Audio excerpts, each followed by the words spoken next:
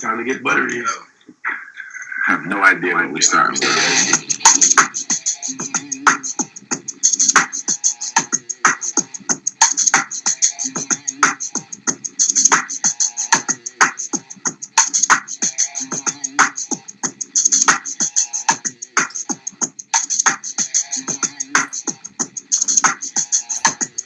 I think we should have everybody here one day.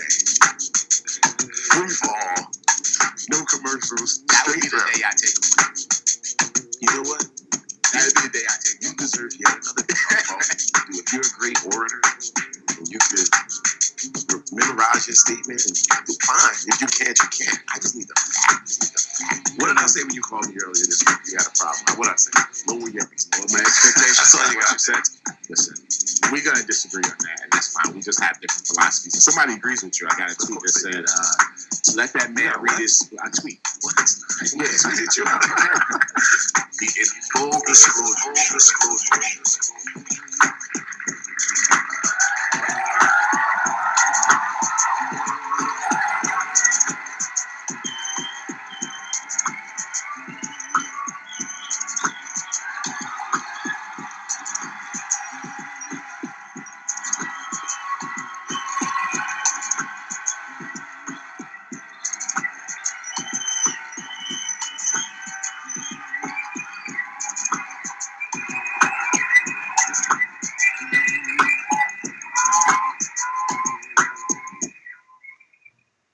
Coming to you live via Skype, it's the In Full Disclosure Show. I'm your host, Mo Morris.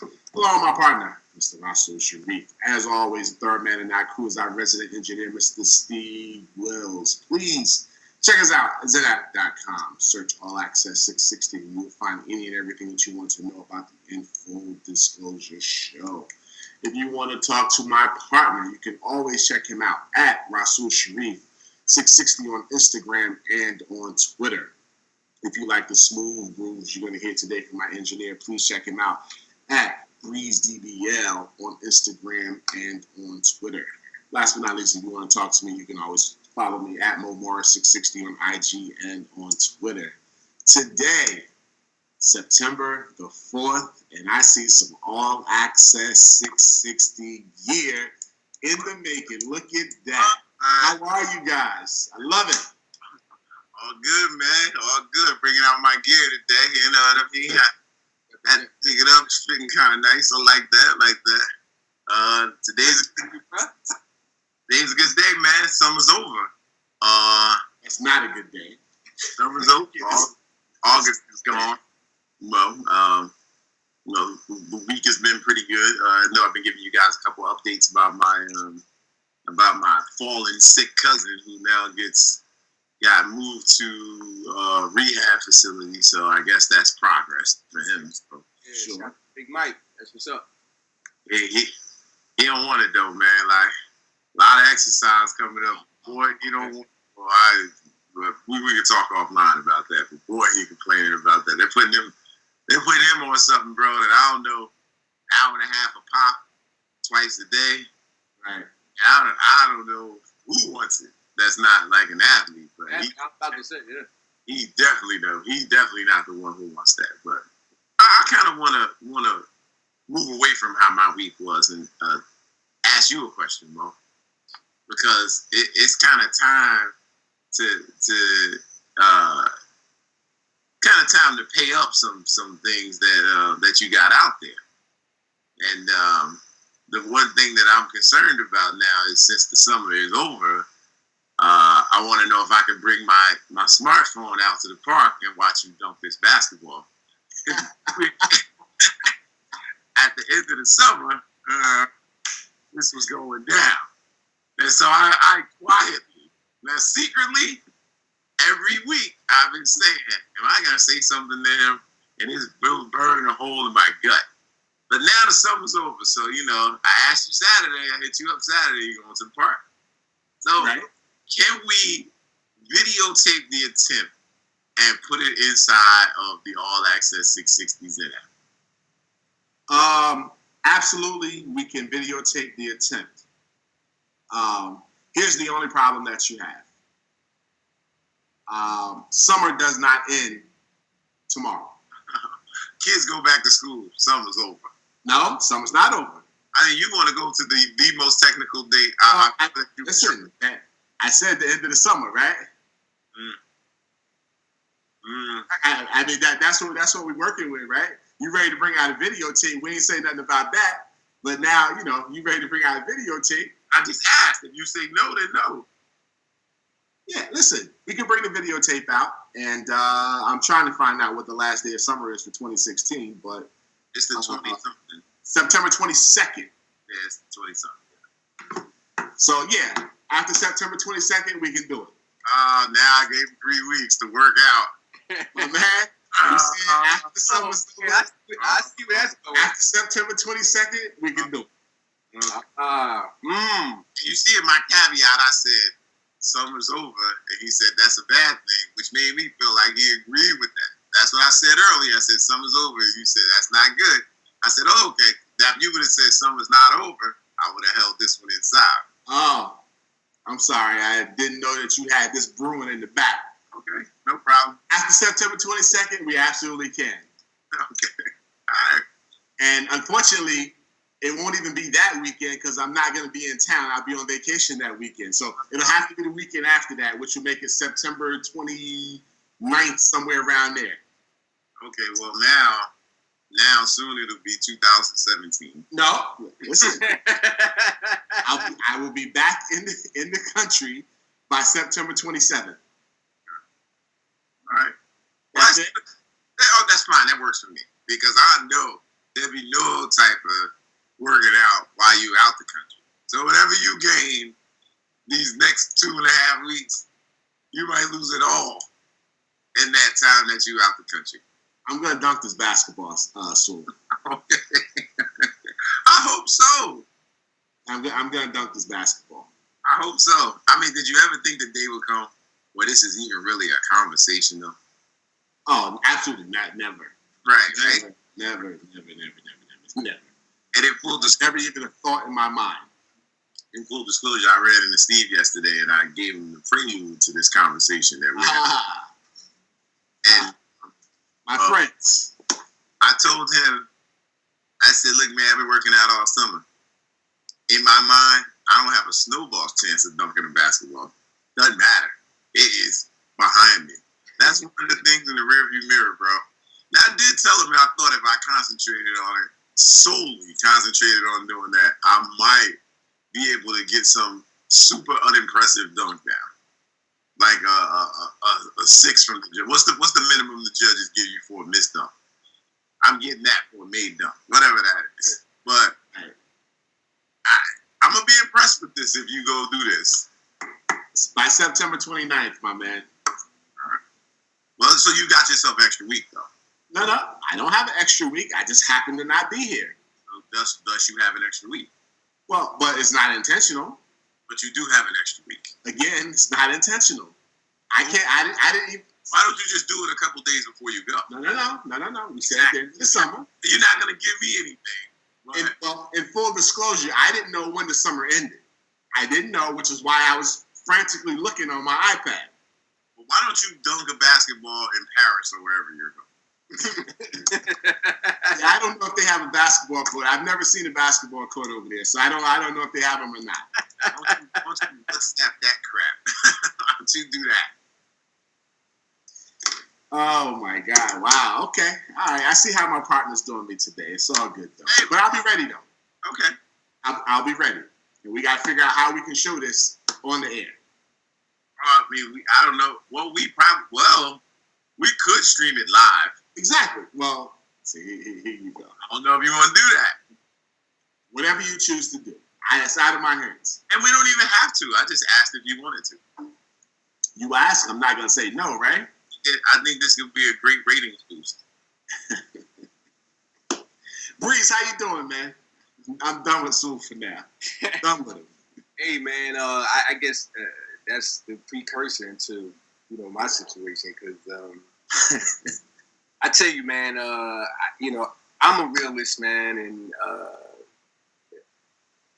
it just seems like now that things have just been consolidated into this one moment. And it's because everything's happened so quickly with the summer and everything else. But I had a real serious dose of reality. Actually yesterday with my man's son. And, in my mind, it's the R. Kelly thing. My mind is telling me, yeah, and my body is like, are you kidding me? It's just not happening. And to what Sewell is alluding to and what you guys are talking about, it's like your mind, you physically feel good, emotionally and spiritually you're good, but you try to relive, in a time where you're able to do a lot of things that is just not happening. So I realize now that, because I try to stay in shape and I try to do stuff, but it takes, and it's going to take so much more effort just to get back to some type of level, whereas I can do some of the things. Because my man's son, he's 7 years old. Shout out to Musa, what's happening? Yeah, Uncle Old School. That's my new tag. He went to basketball camp this summer, and he wants to show me some of the stuff. I showed him a couple things, but now he's taking it to another level. So this kid crosses me up, ties up my shoes. I don't even know it. I'm flipping and flopping all over the place. So now, it's cute. He got that off. But now I'm competitive. People, his sisters out there, his other kids out there, they're clowning. I'm like, all right, let me, give him a dose of what it is all about. Yo, dude, I'm putting effort in. I can't do nothing with this little kid. Nothing.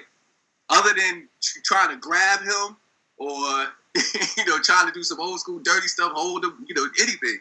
But it just really was a stark reality check where, hey, man, either I have to put a lot of effort into getting to some type of stability, or it's just, hey, just leave it to them because I can't do anymore, man. My feet, I heard that term, your feet feel like they're in quicksand. Yo, dude, mine were in the middle of the earth. I couldn't do nothing with this kid. Came home, I was all down and dejected. I'm like, yo, is this reality? Is this where it's at? So it's tough, man. But overall, the weekend was good. But that just brought it down, man. I thought the whole thing, football season is starting. We're going to do the show today. I was excited. Got a couple new joints. Can I give you some advice? Yes, sir. Next time, because I had a similar situation like that last summer at the park with some young boys. When in doubt, I don't know. I mean, you about 160. Me and Mo went well into the twos. I put Child up. that something on him. When in doubt, put that something on him.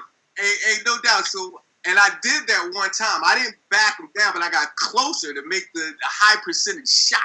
Look, you get. I'm getting it from the crowd. It's like, nah, you can't do that. Getting tired, little man will hold you up while you leaning on him. Just turn back and dribble that ball till you catch your breath. That's all you gotta do. Because at this point, it ain't about being pretty. It's about winning now, right? Execution, no doubt. And see, to your point, man, when we were younger playing, we were athletic and stuff. And when you're playing with the older guys, and you hear it all the time, even in the NBA, using, being wise as a veteran and using those wise tricks, using your head, being more cerebral. And I truly understand it now because, you're always thinking that your athleticism will always defeat whatever. But you really have to be cerebral and just using real fundamental and basic things to accomplish what you're trying to do. But what happens is, and I'm just speaking for myself, is like the competitiveness won't use all that. I'm like, freak all that. I'm going to boom, boom, boom, boom. No. But yeah, so I tried to, in essence, make a more high percentage shot. And, you're bigger than him. Why are you going so close to the basket? About winning. That's why. And some of the greatest lessons I could teach you, young fellas. I'm telling you. I've been there, bro. I've been there. Hilarious. Yeah, but overall, man, everything was good, man. Again, I'm grateful to be here to be with you guys in the nation, man, because, this is something that, I don't have to worry about all that. You know what I'm saying? We just do what we do. Absolutely. 100% absolutely. Just in political news, really quickly. My week was fine, by the way. I don't have anything special to talk about, I don't think, anyway. But I did want to touch on a couple of political things as I try to do each week. Donald Trump went to a black church yesterday. It was interesting watching him in the audience do his little praise. There were some protests outside of the church, people saying "Never Trump," whatever. But in the church, as what I expected, black people are going to pretty much be very gracious to you. The applause was lukewarm for him, but they did give him claps. They weren't booing him in the church, which you would not expect. Whatever. That's just kind of the way African Americans are. So I get it. But he did do his outreach to the African American community, and I put that in air quotes yesterday. Two other things. He has a black pastor from out of South Carolina, Mark Burns, is stumping for him, and he has been caught up under a scandal because he lied on his website and has been lying to his congregation for years that he has a degree from some school, and I think that he was a Kappa, which is a fraternity. And all of this stuff has just turned out to be lies, and he got caught in a lie, and the African-American journalist from CNN who was interviewing him completely caught him in left field, because when the question was asked, he was like, I thought this was off the record, and he got quiet and didn't even want to answer the question. He was stunned because he didn't know how to answer the question, because if he says yes, it's true, how is he going to back it up? If he says no, it's not, he doesn't have an answer. So he got up and walked off the set. So that's something that's brewing with him. And then there's a Latino guy, and I can't think of his name right now, but he started Latinos for Trump. He was on television or on some show, and he basically said, I know my people, and if we don't do something real soon, we're going to have taco trucks on every corner. This is what he said about his Latino people.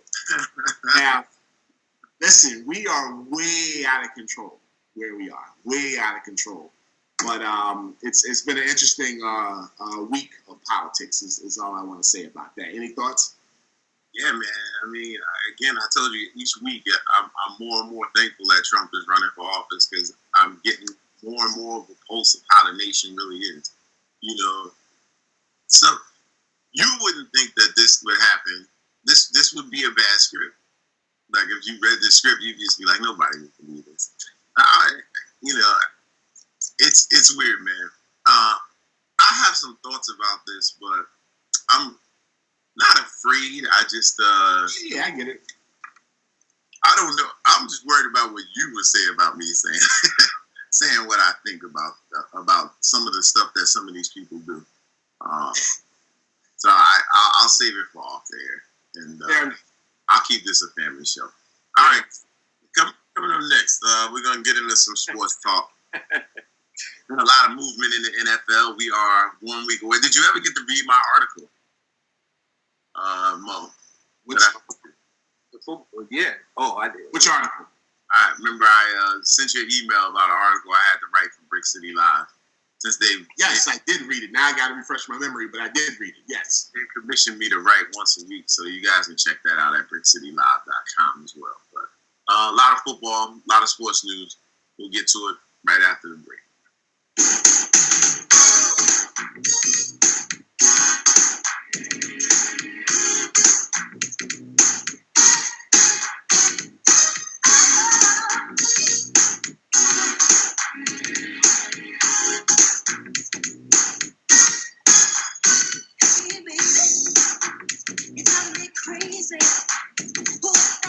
Your love and giving to me, and I'm so proud.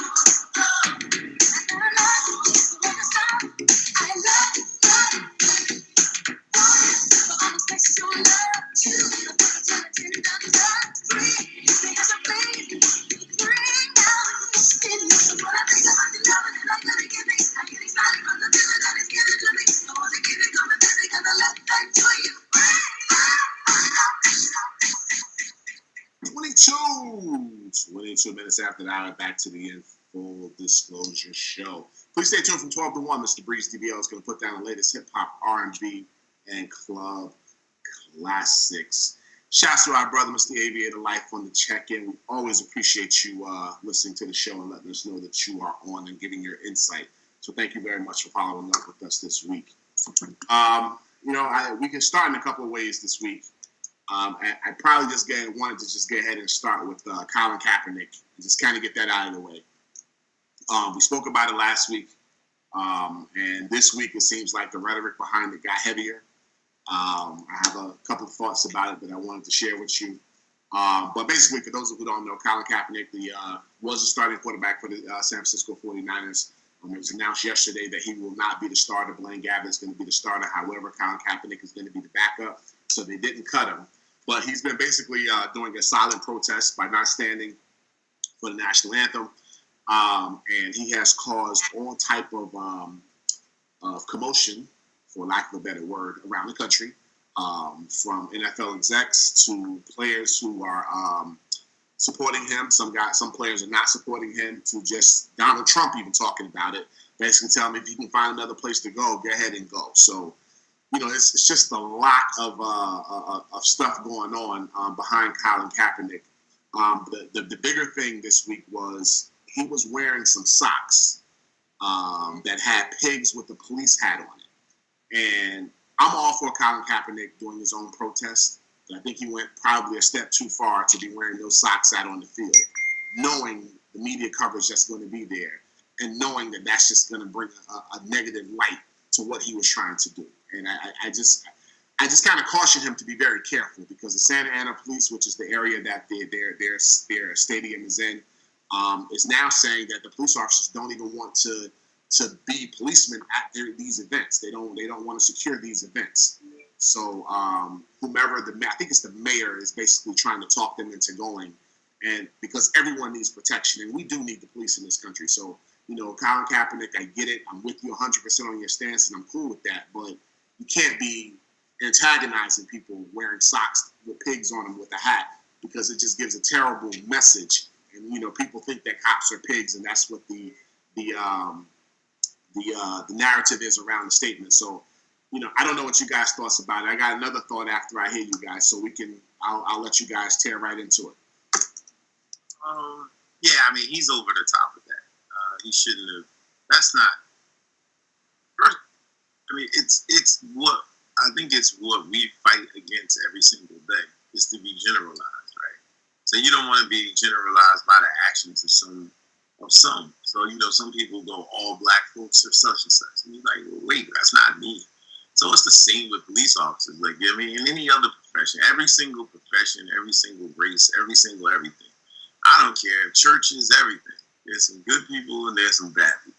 Right. And at the end of the day, that's just what it is. And so it's just flat out wrong to just lump everybody into one pot and just be like, well, you know what? This person did this to these people, so everybody who looks like him is the same way. That's just not right to do. So I think that was a horrible mistake. But you also have to be able to sift through, and you can have somebody who's been totally wrong about everything they've done in their entire life, but they could get to a situation that what they're doing is right. And you can't just say, well, he can't be right because he's done all this other stuff wrong. So you have to look at everything. Unfortunately, you have to look at everything on a case-by-case basis. Now, if you're trying to judge somebody's character overall, obviously you're going to take into consideration everything they've done over some period of time. But case-by-case situation, like the murderer of all murderers could help an old lady across the street, and you got to give him credit for that. At the end of the day, you just have to. You can't just say, well, I'm not giving him any credit for that. He pulled some kids out of a burning fire. I'm not giving him any credit for that because he killed 35 people a week ago. He still might be overall, he still may be a horrible person. But that credit, I mean, that action right there deserves the credit that it deserves. And so for Colin Kaepernick to make that statement about all cops, and it's crazy for me. Like, so many people hide behind stuff, and I'm not saying he is, but if we were to take the movie Straight Outta Compton and just say that, let's just assume for conversation purposes that the documentary was 100% accurate. I can see why dudes over there hate cops. From the life that they live. I can understand that. Now, it's not fair for those guys to be saying F all the police because they don't know the police in Nebraska or in New Jersey. They just know the police in their little area. So if people had I think it would be kind of crazy to do, but in a perfect world, if Mo, you're a cop, and the dude had a picture of you looking like a pig with a hat on it because he had an issue with you, then that's something that we can do. Because now you're calling him a pig for a specific reason. You have some history with him, and now you're going to call him a pig for a specific reason. But just to say that everybody, you don't even know everybody.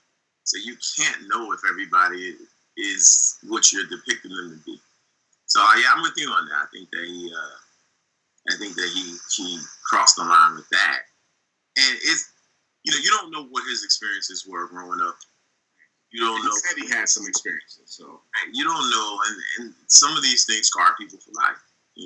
So if I could give him advice, I would tell him, I would caution him to throw everybody in the same pot, because that's kind of in a roundabout way what he's protesting and fighting for now, not to be thrown in the same pot, and so it's kind of hypocritical for him to do the same thing.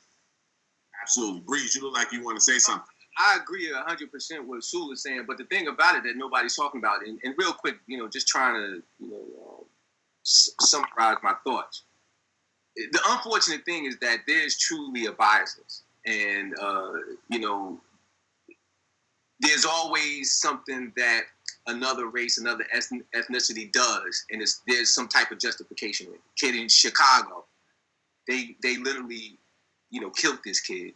I can't think of my man's name, but one of the cops that came on the scene, he wasn't even in 6 seconds, and he unloads on this kid. All right, the cops actually, did file a false report and everything. And I think now they're just getting let alone prosecuted, but let go. But the unfortunate thing about it is that this happens and has been happening all the time.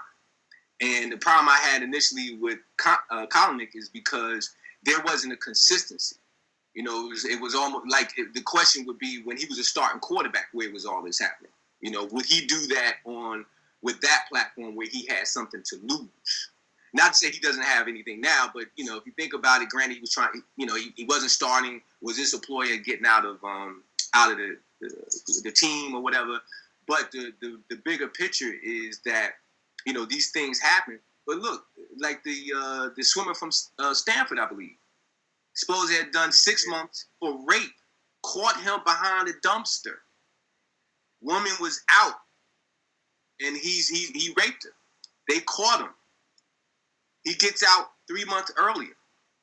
The family is working with the police to protect him because of the incidences that they've had, the hate mail and all that, and they're fearing for him. But Kalanick is basically expressing, whether we find it right, wrong, or indifferent, he has that freedom to express himself. I totally agree that he shouldn't generalize. He should literally make a point of those police officers that did those things. And in the same breath, the problem I think that happens on the police side, when nobody is stepping up to say, hey, like the three of us, if it was a thing where we were all cops and you guys did something bad, and I don't say, hey, man, those are my brothers, but I don't agree with that. I don't condone that. That was just bad policing. But when you're silent, that's the problem. And nobody. And then if you do say something about it, then you got the whole blue wall and ostracized. So it's a tough thing. But I just think that. It's doing. I think he's accomplishing what he's saying that he wants to accomplish. We're having a conversation. We're talking about it now. It's a big topic, but I just think it has to be a thing where you have these situations and people stepping up to show that there's a true disparity, and it's an obvious disparity. Because if we do something, it's a problem. Just like with the Olympics, I still can't get over this thing with Ryan Lochte. regardless how big it is or whatever, it's swept. It's not even talked about anymore. Oh yeah, it's done. But if the sprinter gets caught up on drugs or whatever, or illegal substances, they drag this guy through the river. So I totally agree with what Sue was saying in terms of not generalizing and being very specific, and they need to identify the cops in New York. I mean, these things are going on every day. The thing that happened that was a benefit, it was that they were caught. I've experienced it myself in Hillside. Years ago when we had to go through Hillside just to go get something to eat, and they just harass you for no reason. So, it's I guess it's what you pull out of it. But I had a different stance before, but I've opened up a little bit just for the simple fact of everybody has the freedom to do. Nobody said nothing about the protesters when they were in Washington. They were making mockeries of Obama and had pictures of him looking like a Zulu chief with a bone in his nose eating watermelon. Nobody stepped up and condoned that. Nobody. But let us do something about McCain or anybody. It's a double standard. For sure. I mean, it's absolutely a double standard. So some of the other things that came out this week around Colin Kaepernick. One, Rodney Harrison played in the NFL for I don't know how many years. He's now a commentator on NBC Sports. Came out and said that Colin Kaepernick's not even black.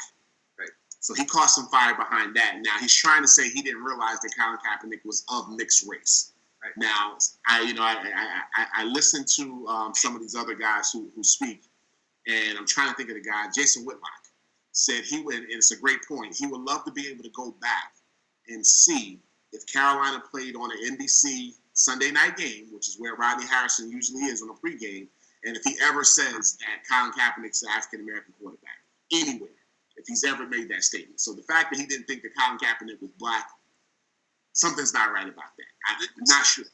Didn't he say, what I heard he said was black enough?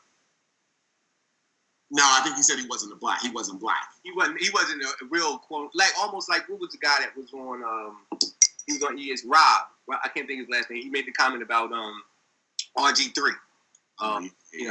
It was kind of like that, but what you're saying, Sue, I think it was a thing where he went out and said that. And then, if I'm not mistaken, with Kaepernick, he was adopted by the white family. Kaepernick? Kaepernick. And yes, he was adopted by the white family.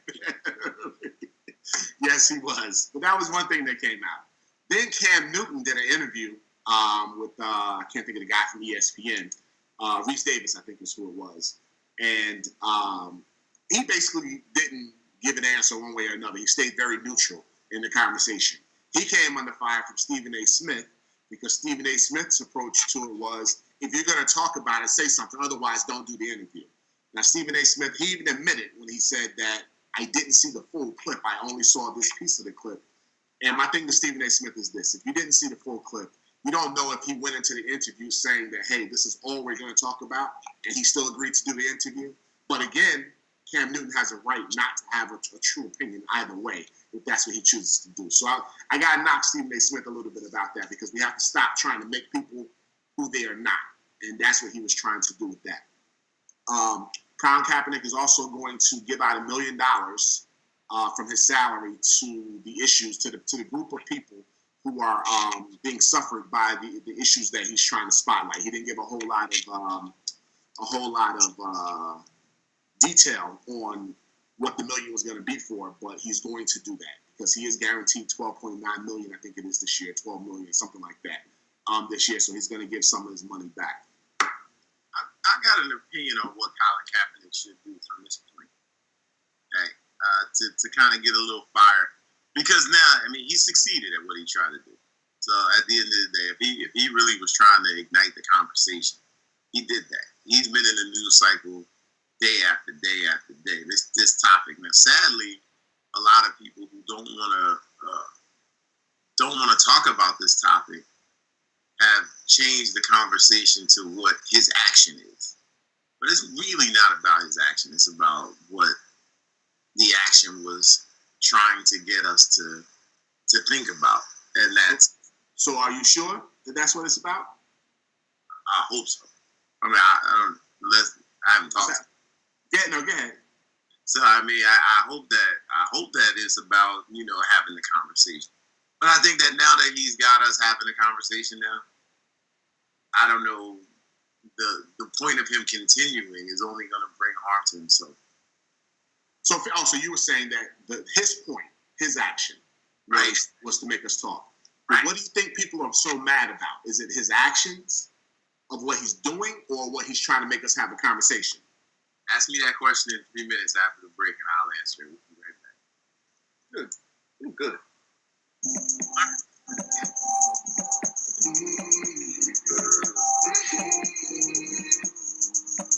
Said I'd be gone by 5. It's sunrise and I'm still in your bed. Good night usually means goodbye. Me replaying memories in my head. Look at you, look what you made me do.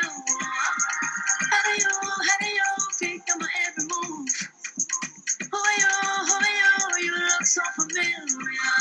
I know you, baby, I know the truth. We got way too much in common. If I'm being honest with you, we got way too much in common.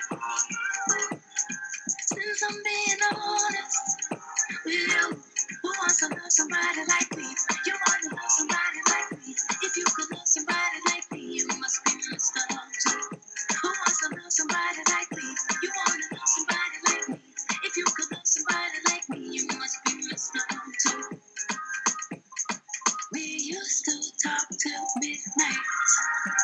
All those days that you stayed at my house. We were just passing the time. We were young and we ain't had no vows.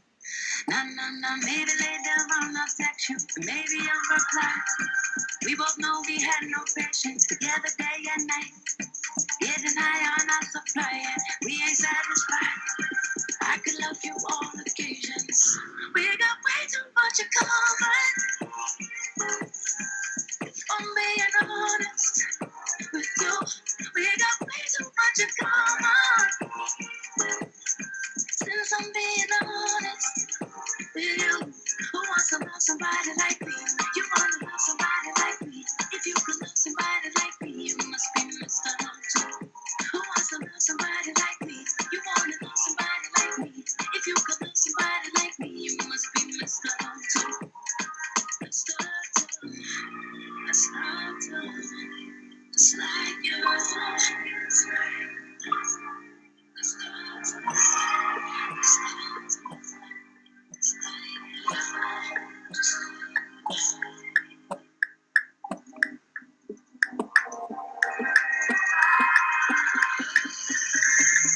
We got way too much in common. I'm being honest with you. We got way too much in common. Since I'm being honest with you, who wants to love somebody like me? You want to love somebody like me? If you could love somebody like me, you must be messed up too. Who wants to love somebody like me? You want to love somebody like me? If you could love somebody like me, you must be messed up too.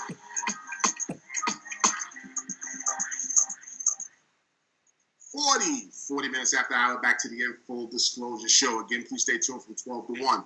Mr. Breeze DBL is going to put down the latest hip-hop, R&B, and club classics. By the way, Breeze, that's one of my 2 favorite songs of the summer. I love that song, man. It's just sexy. It's something about it. I love that song. Appreciate you playing that. Look, she's not bad without makeup. Hey, Oh, I love Alicia Keys, for sure. yo, I mean, she's on her no makeup kick. no doubt. She's She pretty. naturally, just naturally. And she's so cool. She's so cool. That's Yeah. I For think sure. that's the thing that makes her sexy too, brother. I mean, she's a pretty girl, but I don't think she's the finest thing on earth. But because she's so cool, it just puts her on another level. So those you ladies out there with bad attitudes, get cool. Don't I get love that song, Breeze. I appreciate you playing it. That's a public announcement from all back 660. no doubt. Dudes too, guys too. Everybody, be cool. That's all. So before we went into the break, we were talking about this Colin Kaepernick situation. I was asking Rasul a question, and I have a point to my question, but I'm going to ask you again. The question is, do you think that, I understand that Colin Kaepernick probably, his mess, he's trying to get the message out so that he can spotlight, I can't speak, let me slow down, spotlight what the situations are and why he's doing it, the bad situations that's going on in America, the social injustices. But do the people who are paying attention to this and who are responding to this, are they looking at it as he's doing it because he's trying to bring spotlight to the social injustices, or do they only care about the fact that he's not standing for the flag? I think that What's the bigger message? Sorry. I actually believe that it's neither. I think It's neither? I think that it's a diversion for talking about the social injustice. So this is something that we can talk about instead of talking about the social injustice. So yeah, I'm going to get on him for not. I don't think it. I'm going to get on him for not saluting the flag because we can kind of turn everybody's attention away from the social injustices. So, okay, so you think it's a diversion. Okay, I threw me off guard a little bit with that one because I would have never thought of that, but it very well could be very true. A lot of people don't want to talk about it, right? So Right. people don't want to really engage in the conversation. And there's a faction of people who think that you should forget some things that happened in the past. And some of these other things, listen to some of the commentary that's coming out now. He's making all this money. This stuff's not affecting him. But from a community perspective, the community needs somebody who has a platform to be able to get this message out. Because if it's just me or you with a very small platform, nobody's listening. You got to have somebody. So I mean, and that's one of the knocks that are on these superstar athletes who don't say anything, because it's like, all right, I got mine. Nobody bothers me. I mean, we saw with the OJ thing, and that was a big conversation in the OJ documentary, which was great. The one that ESPN did, where OJ was not trying to have anything. That OJ was trying to run right down the middle because OJ was about OJ. So he felt no social responsibility at all. He was a guy who had the platform to be able to address some things, but he was concerned about his situation. And a small part of me can't knock him for being concerned about, him getting blackballed and being wherever he be because he wanted to talk. A very, very small part of me, like the point something part of it. But now I'm also not the guy that thinks that it's everybody's responsibility to go out there and champion every cause. But it's nice for people in the community who don't have a platform like that to have somebody who has a platform like that speak about issues that affect them every day. That's fair. My only question to that is, why do we only put it on athletes? Well, I mean, anybody with a platform. It seems like we only care about athletes, though. No, I don't know per se, but just in general, it seems like we only care about athletes championing. I've been on this show saying that I think athletes get a bad shape because, we expect we got higher standards for athletes for whatever reason. Right. So I'm just referring to athletes because of the nature of our conversation. But yeah, let me take the word athletes out and say anybody with a great platform. Right. And I only say that because I don't hear anybody knocking at Denzel's door saying, hey, why are you not out here championing what's going on with these social issues? I don't hear anybody at his door. Again, like I said, I've been on here saying, right, for sure. Why are we looking at athletes like there's somebody else? There's a whole bunch of other people who have, and the closest thing to athletes to me is entertainers. Right. So, why aren't you knocking on some entertainers' doors who are just out here saying, hey, I'm out here fine and nobody bothers me or whatever. So if that's what I'm all about fairness and consistency. So if that's what you want, for me, it's nice to have somebody who has a platform, be able to shine light on some issues that people who don't have a platform can't. For sure. One more thing, and then I'm really going to get off of this topic because we've probably spent a little bit too long on it. But two more things. One, the reason I asked you the question about what do people care about is because when Colin Kaepernick played Thursday night, right, everybody knew that he was going to sit, but he ended up kneeling on one knee, which is fine. Same difference, right? So people cared about the fact that he wasn't standing and saluting the flag. But my question is this. I didn't hear one person say anything about the cameraman who had his back to the flag and was staring in Colin Kaepernick's face with a camera. Because the reality is this. If you care about the fact that he's not saluting the flag, then you should care about that cameraman that's not saluting the flag as well, right? If that's what your issue is, that's what you should be caring about. And I don't want to hear that, oh, he's at work, because the reality is, if Colin Kaepernick was on the side throwing the football during the national anthem, you would have had a problem with that, and he would have been at work. But nobody's going to say anything about that. But it's the point, right? Because if it was me and you, if we were just drinking beer, I mean, somebody might say something under their breath, but it wouldn't be some national outcry that, oh my God, these two guys at the game didn't drinking beer over there, didn't salute the flag. But it's still the thing of young, minority, rich. And that you can't take that out the equation. So, the people who complain about this stuff are people who don't have what he has. I don't know if there are a couple of football players, obviously, who have what he has, who has something to say. But, I don't know if Bill Gates is coming out caring that he didn't do this. Because his money to Bill Gates is fuel money. You know what I mean? So it doesn't matter.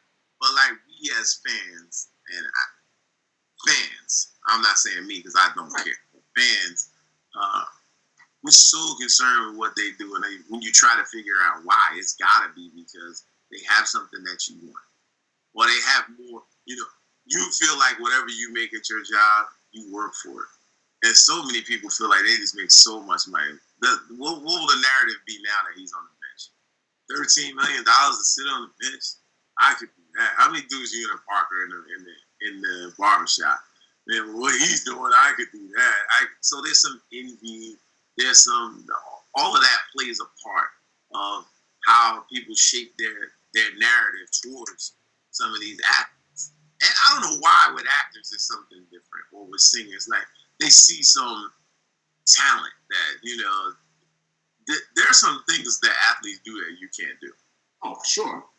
Even if you go out and try. But a guy can go out, throw a football, think that, me and you can all play catch, throw a football, run a route, and, whatever, not get hit and be great. Or go out and shoot a basketball and do whatever. But for some reason, they respect actors and singers. And different. It's a different thing. And I'll try to keep that into the entertainment realm. So I'm not just going to say all black folks. Because I think if a politician doesn't stand up for the flag, he's going to get ripped. So I won't bring that level of professional in, but I'll keep it into the entertainment realm. And so I'm thinking actors, athletes, and entertainers. And people look at athletes. And maybe because athletes are a little more identifiable, maybe that's it. I'm just trying to think about this out loud. I mean, we probably know, and I guess I'll ask you guys a question. It'll be a little different for Breeze because he's been in the music world, but I probably know more athletes than entertainers. I know somebody who knows somebody closely, more athletes playing across sports. I think about it, I know guys who've been very high level in sports too, NFL, NBA, Major League Baseball coaches. It's not too many entertainers that I can say I know that are A-list entertainers. Right. But we're talking about athletes. Now I'm not talking about, I did a play off Broad Street. Technically I'm an entertainer. And I tell y'all jokes every week, but what I'm talking about. So maybe that's why. Maybe because they're more identifiable. Maybe it's an interesting subject and topic to discuss. Maybe on another day we can actually spend some more time on that. The last thing is his jersey sales have gone up. Around all of the NFL, he's at number 8 on jersey sales this week, and on his team, he's number 1. So it's interesting dynamic. I think what you find out about these things, and I'm gonna try to make a crazy, bizarre world parallel between the two. You see what Trump does, and how many people who can't come out and say anything, but love what he does. And there's still some people who probably feel like they can't or they shouldn't come out and say anything, who was loving what Cap's doing. They got a voice out there somewhere. So, I can be supportive by going by his jersey. I'm not saying anything. You go out there and say what you want. But you find that. You find that. Yeah, it's very interesting when I saw that. But we'll follow that. We'll see how long he does his protest. He says until he sees some change, which will be 10 years from now. Probably he still will be taking a knee if he's still in the NFL. But that'll be interesting to see. Let me say one more thing about this too, bro, because I thought about this, and I know you're trying to get to the next topic, but It's okay. here's the other part here's the part where I think that some people feel, and I gave Jamel Hill a lot of credit because I thought about this before she said it, but she articulated it in a way that I couldn't ever have done. If you go back and think about just the flag in general and the anthem in general, these things were created. Black folks weren't thought of as black folks are thought of now. So if a black person told me, yeah, I'm not down with that, how mad could I be at? They're thinking about ancestors and people in their families and how far behind the curve when you got to go, when you got to get on the track to start running, how far behind the rest of the field you were. And that stuff infuriates some people. And if you go back and a lot of research will fuel anger. A lot of knowledge will fuel anger. I remember going to the Black Wax Museum years ago and coming out like just mad at everybody because you find out all the stuff that was happening years ago. And all of these things were going on when somebody came up with sewing some stripes and stars on the flag, and they weren't thinking about in a positive light. They weren't thinking about minorities like that. And so now all of a sudden, some dudes are like, I'm not just saluting that flag. That flag wasn't. Now, if you made an entirely new flag with the situation being what it is with everybody right now, and then you want to have some kind of pride in it, maybe. But that flag is still symbolizes, those are the same words. You didn't change any words up. So these are the same words. It's essentially the same flag. They added some extra stars to stay in, but it's essentially the same flag. When you look at under what circumstances it was thought of and created, a black person could be like, what am I saluting that for? And to your point, I wasn't going to go there today, but to your point, if you go look at the third verse, and we only sing the first verse. Big shout to Big Will. Big Will, absolutely. If you go look at the third verse, it basically tells you that slaves have no presence up under this flag as far as being equal. It basically tells you that. And I'm paraphrasing, but if just go look at the third verse for anybody out there listening. There's multiple. I think there's 4 verses to this song. You go look at the 4th verse of this song, and we only sing the first. You'll see exactly what we're sitting with, what Rasul just went through, and what Big Will highlighted to us this week. All right, so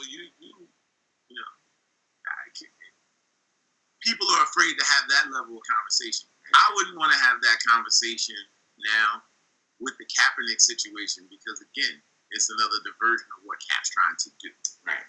So, but I think that conversation would also be a healthy conversation, separate and apart from the Cap situation. So we can have that conversation, but I like to focus on talking about what Cap's trying to do and not just go somewhere else with it. Absolutely. I think that there's a fear. So when you asked me that question before, there's a fear that we get there. And then what's your answer when we get there? And what's the answer? Well, is that no longer a part of, since we didn't sing that part? Or if somebody decides to get the verse 3, should we take our hands off our heart or shut down or do whatever? Nobody wants to get to that level of conversation because now it's going to go somewhere else. Get the answer to your question is to try to divert the truth. It's very true. It's a great point. Absolutely. You got me getting profound on a Sunday morning in September. Hilarious. I know we're getting close to a break, but really quickly, I wanted to talk about my girl Serena Williams. Serena Williams yesterday got her 307th Grand Slam win, which broke Martina Maritilova's record. So she's now the I didn't say Maritilova? You said Maritilova. It's Navratilova. Oh, Navratilova. Sorry. Broke her record. You're absolutely right. And she tied Roger Federer with 307 Grand Slam wins. So obviously, I'm a big proponent of Serena Williams here. And I wanted to make sure I got that out. She's 36 years old, I think she is. And she's still out here doing it. I mean, she's... No doubt. Shout out to Serena, but for all y'all out there acting like she's the best tennis player ever, slow down. Well, let me say this. She's the best female tennis player ever, without question. Let me say this. If you put it in apples to apples, she might be the best tennis player ever.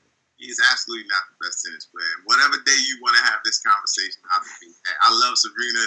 She's absolutely she's probably my favorite tennis player. She's not the best. She's not the best tennis player ever. Listen, to the point where I'm going to tell you, she might be one. She's in that conversation about the best athlete ever. Yeah, she's not the best athlete ever. She's in that conversation about the best athlete ever. And she's not in the conversation of the best athlete ever. She's not in the conversation of whatever you want to talk about this. Whatever day, whatever time, I'm with you. She's not. I love Serena. Let's be very clear. I love Serena to death. But she's not one of the best athletes ever. And she's not the best tennis player ever. She's easily the best female tennis player ever. But she's not the best tennis player ever. And she's not one of the best athletes in the world. Okay. Listen, I'm done with that. I'm going to let you take us to break. I'm done. That's how I believe. NFL coming up, 3 minutes. Reed's DBL coming up, 1 hour, 3 minutes. New samples from new potential project will be ready 1 p.m. if you two want to come get some. That's all I can say on the air. Y'all should be able to decipher that code. I'm there. 3 minutes. Say no mas.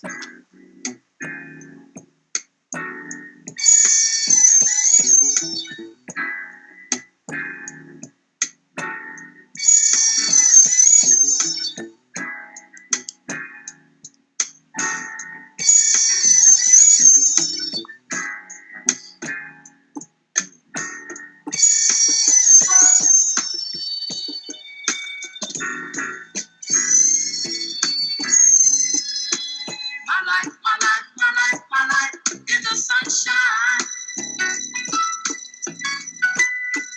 Everybody loves the sunshine. Sunshine. Everybody loves the sunshine. Sunshine.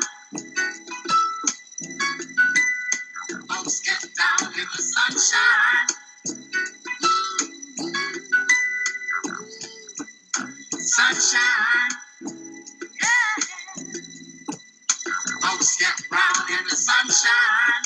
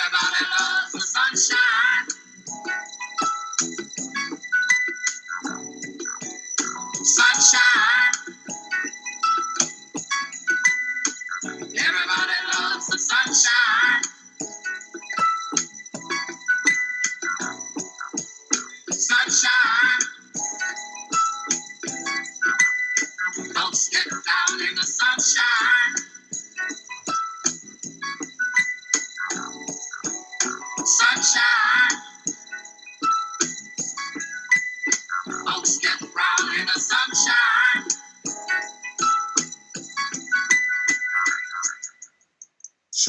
Two minutes after the hour, back to the Full Disclosure Show. Again, please stay tuned from 12 to 1. Mr. Breeze DBL is going to put down the latest hip hop, R&B, and club classics. So let's move over to the NFL really quickly. Actually, before I do that, I want to give Josina Anderson some props. Josina Anderson is she works for ESPN. She's a sideline reporter a lot of the times.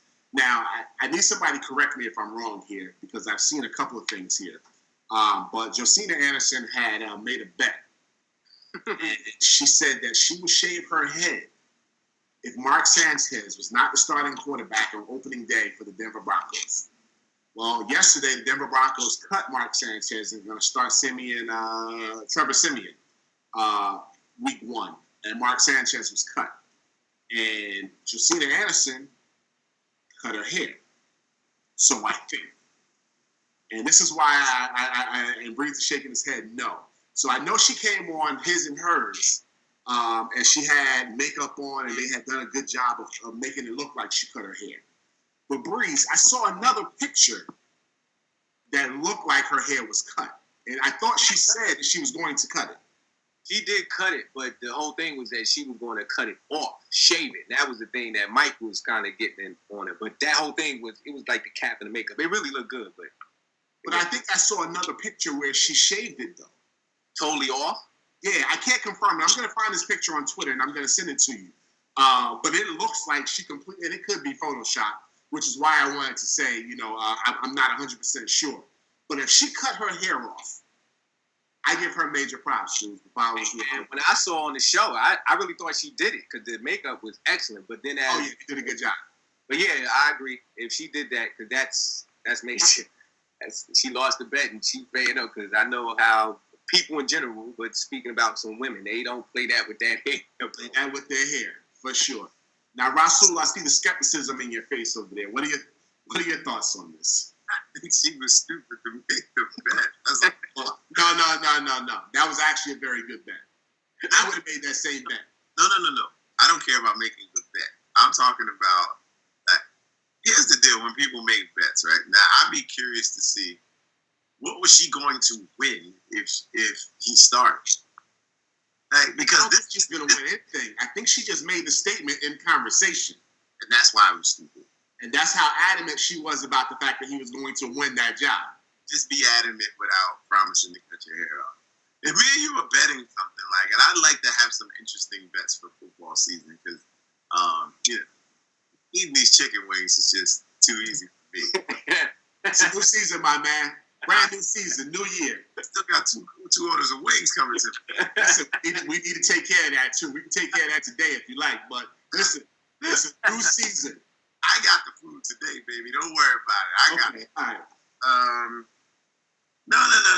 But I mean, I'd like to have some interesting bets to get the audience a little involved.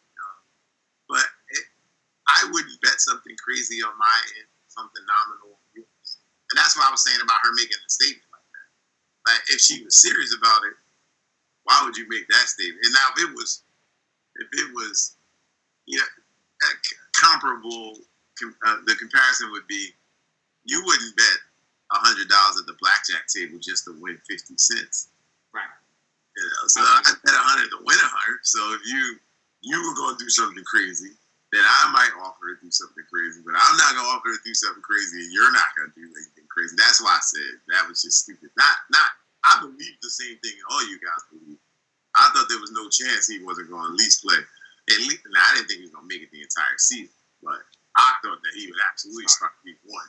So when we joke around, I would have bet the house on it. Not really. Like I'm joking about it. Not really. I wouldn't really joke. I mean, really say that. So.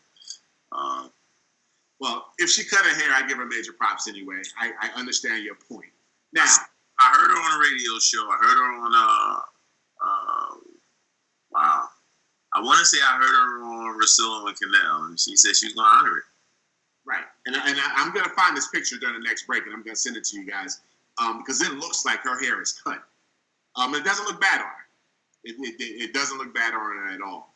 Now, speaking of Mark Sanchez, as we said, he was cut by the Denver Broncos in all accounts, which is why I have my Superman shirt on today. Mark Sanchez is coming to the Dallas Cowboys. And I am so happy. I've been talking about this since we found out that Tony Romo was probably going to be out for a little while. And I'm still hoping he's going to play week 1, but we'll see. But I'm so happy that they were able to get Mark Sanchez because I am a Mark Sanchez guy. Sanchez. I'm not even going to call him Sanchez. I'm calling him Sanchez. I do like Mark Sanchez. I think he's a very good quarterback. Just last week, you and I were having a debate about how good he really was and if he was going to get picked up. Well, you know what? He barely made it off the waiver wire, and he was on his way to Texas, to Cowboy Stadium. So I'm very happy to see that happen. Any thoughts about him coming to be the Cowboys' backup to our backup at this point? Yeah, I mean, I think that's what he is, a backup. He's a stopgap kind of guy. I don't think that he's as good as you think he is. And I'm totally shocked that you're going to let him, you're going to refer to him by one of his nicknames because these people got to be great for you not to call him just strictly their government. So you're about to call him Sanchez, but anybody else, you wouldn't call them. You don't like them, you're not calling them their nicknames. Robert Griffin III, you're right. Yeah, so this is just a stunning revelation to me. But hey, whatever. You surprise me every week, so there you go. So I'm very happy to hear that he's in Dallas or will be in Dallas starting this week. So I'm extremely happy about that.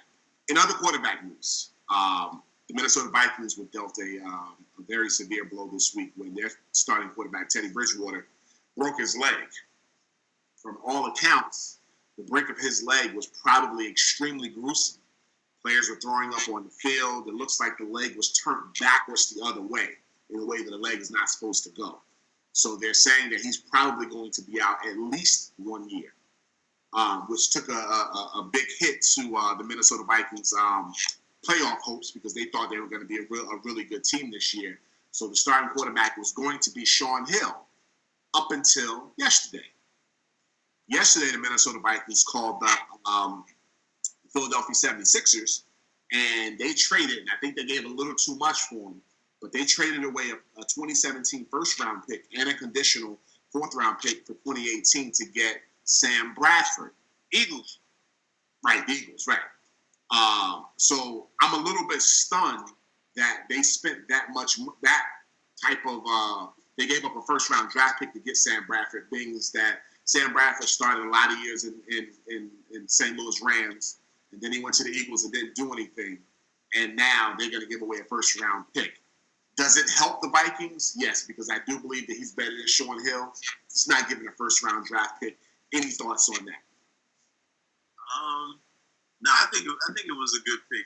And what the issue is, right? If you believe that you're that guy, I didn't see a Super Bowl contending team, but they're a playoff team from last year, so maybe a playoff team.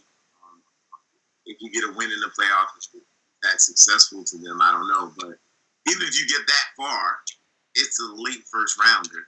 So, is he worth a late first rounder over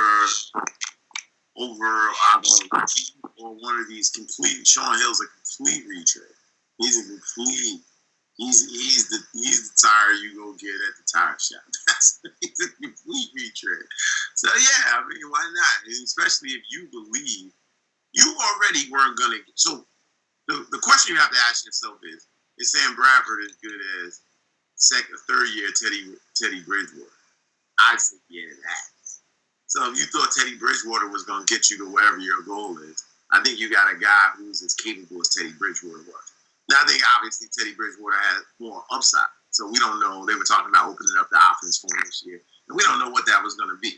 But from the last we saw of Teddy Bridgewater throwing 14 touchdowns last year, Sam Bradford could do that left hand. So, yeah, if you thought you thought Teddy Bridgewater was going to get you to your promised land, whatever that is, then sure, I'd give up a late first round pick if I'm that high on my team. Because next year, who could I draft to say in the late first round and say it's going to take me to that level? So yeah, I would absolutely give that up. That's not we're not expecting it to be the number one pick overall. Okay, and that's a fair statement. I didn't even look at it that way of where the pick was actually going to be. I just looked at the fact that they gave up the first rounder for him. I would have been upset if my Cowboys gave up a first rounder to get somebody. I would have been upset because I just don't think that I'm going to give up the first round. I don't care where it is, but it makes sense. If it's going to be later in the draft, okay, it probably makes a little more sense. And as you said, they're looking long term as well because they don't know if this dude is going to come back. Apparently, that's how gruesome the injury was. As far as is concerned. Somebody who sustained a few knee injuries. I know he completely tore his ACL, which I did, but the dislocation of the kneecap, That's tough. and no nerve damage. So he had the dislocation of the kneecap, which they were talking about was threatening his possible amputation. Yeah, they say. Bridgewater? Yeah, the medical staff. They said if it wasn't for their quick response, he would have lost his leg. Oh wow! Right, which I never knew was even a possibility of happening, like with dislocating your kneecap and with no nerve damage. So, yeah, I mean, it must be terrible. And I've told people all the time, man, so much better to break a leg than tear a leg. Right. It's it's as gruesome as Paul George's injury was. Right. He's back in a year. They said it's a bone with a rod in it. He's like rubber man. So, I wish him the best because by all accounts, he seems like a good guy. Seems like his teammates really, really like him. I just see that happen to anybody. And it was a non-contact injury. Right, non-contact. Yeah, he said he drew back and went to step. Right? I mean, a lot of people tear a lot of stuff. Achilles tendons like that. Just wrong movement, man. Things just snap. So, again, I hope he has a speedy recovery. But it's going to be interesting, right? Sam Bradford's probably playing for his life now, right? And let's see. If he has a Ryan Fitzpatrick type game, what happens? Right. Minnesota goes to the second round of the playoffs, and you have the Ryan Fitzpatrick here. Is it to the bench for Teddy? And Teddy's in a contract. Right. Well, a couple of comfortabilities that Sam Bradford's going to have for himself is either the quarterback's coach or the offensive coordinator.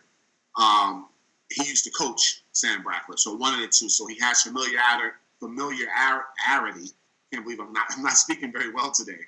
I don't know why you even try that word. I hate that word. Familiarity.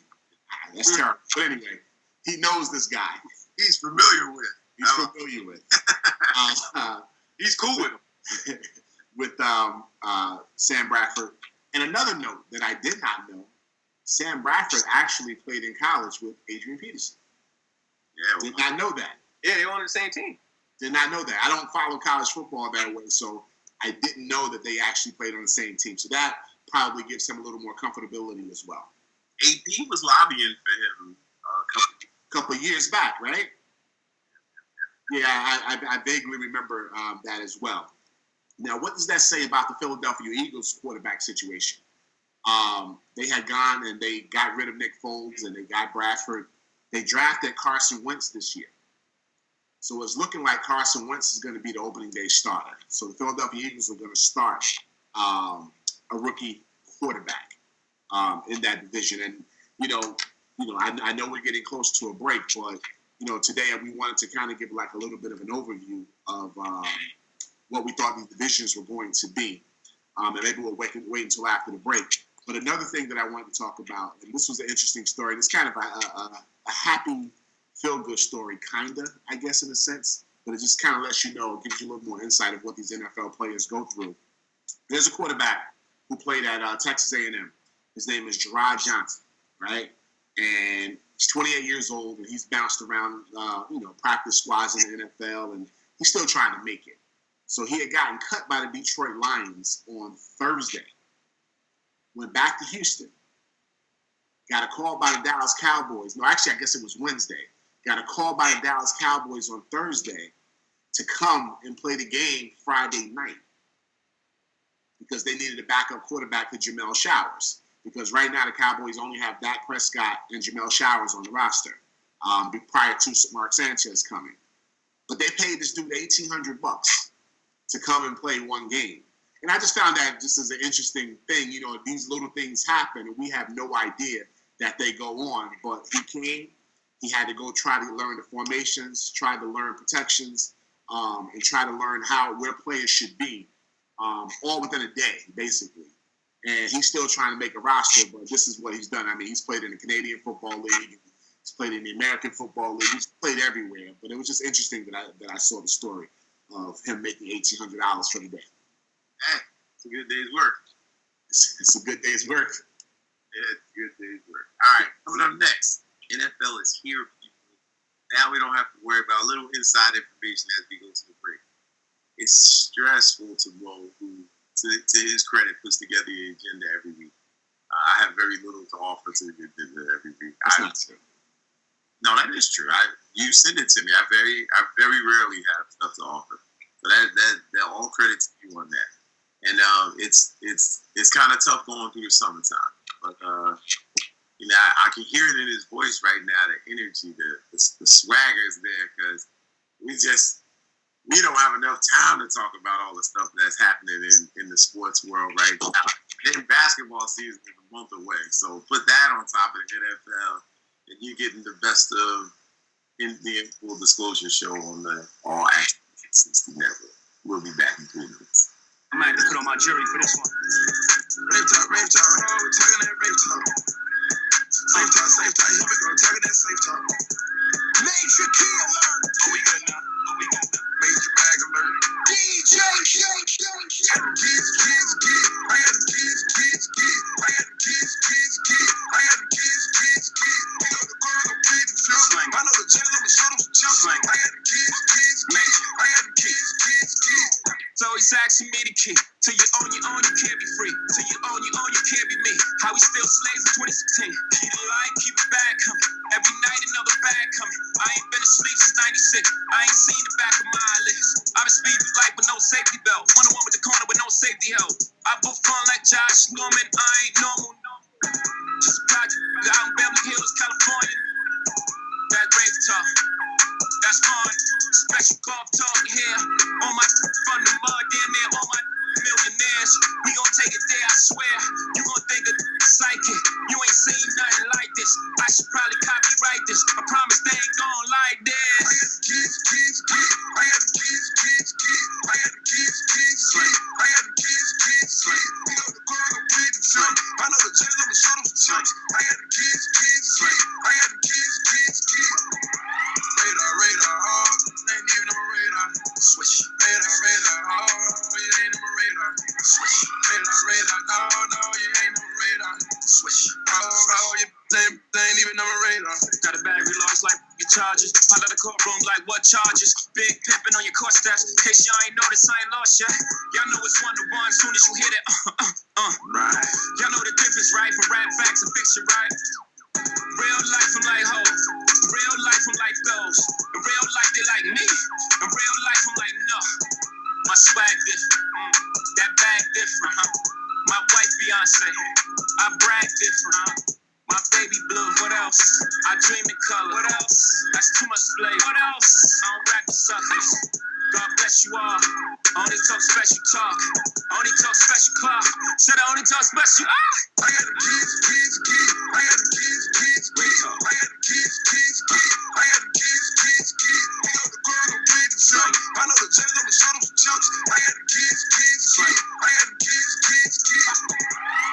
Radar, oh, ain't even on my radar. Switch. Radar, oh, you ain't on my radar. Switch. Radar, no, you ain't on my radar. Switch. Oh, you 20 minutes after that, back to the Full Disclosure Show. You guys are 40 minutes away from Mr. Breeze DBL and his fully disclosed mix. So please stay tuned. Breeze, you played my second favorite song of the summer. Me and Breeze connected, man. We on the same page. So I don't know what it is, and I didn't ask him to play either one of these songs today. Just for the record, I did not ask. But maybe you're doing something wrong here. I'm not getting it. Not understanding, because he and I are clearly on the same page.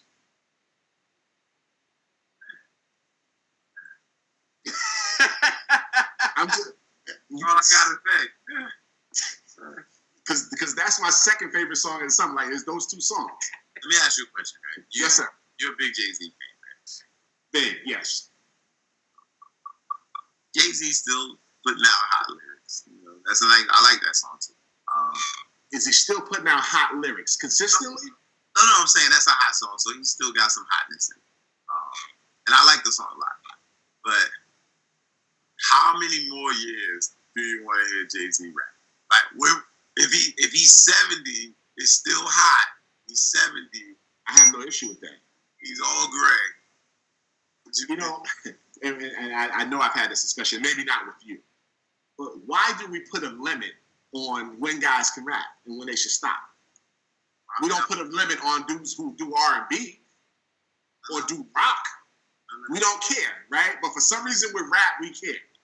I didn't say I had a problem with it at all. I just asked you a question. I want to hear Jay-Z as long as he's hot and he's making good music. I have zero issue with it. There's so many professions with you where I'm like, man, if these dudes are still on TV doing a good job, oh my God, he's too old. He need to get out of there. This guy's too old. He don't need to be on TV. I'm like, yo, he's doing great. Oh, he's too old. He need to get out of here. Let's stop for a second because I don't. Let's stop for a second. They gonna be all right with you though, right? You're not being totally honest and fair with me right here, because the reality is this: I don't say that about every guy, because as much as I love Dick Vitale, you never heard me say, and he's well in his 70s. You never heard me say, yeah, he need to get off the TV. Yeah, same thing with Hugh B. Brown. You never heard me say he need to get off the TV. You've had conversations about guys, and I said if they're still doing a good job, if you said, yeah, nah, man. Shoot, he's 70. He's 70. Oh my God! I was like, why is 70 the end of the world? He's 70. But Jay-Z could be 107 and talk about some throw the rock in the air, and you're gonna be over there with Yep. Right. Okay. Problem is, I'm just. and if he's 107, I'm gonna be 107 with him, right? Because we basically about the same age. So Okay. at that point, my fondness for him is gonna change, because it's gonna be like, we're 107 years old, and this is where he's still getting. Listen, I have no issue with it. Maybe you'll be listening to him from another dimension. All right, let's go into this NFL stuff, because that's a whole nother conversation. So every year we try to go through and give out our rankings for what we think these teams are going to do. Now, did you get a chance to look at any of these, at any of the divisions and conferences, and have any thoughts? No, I have not.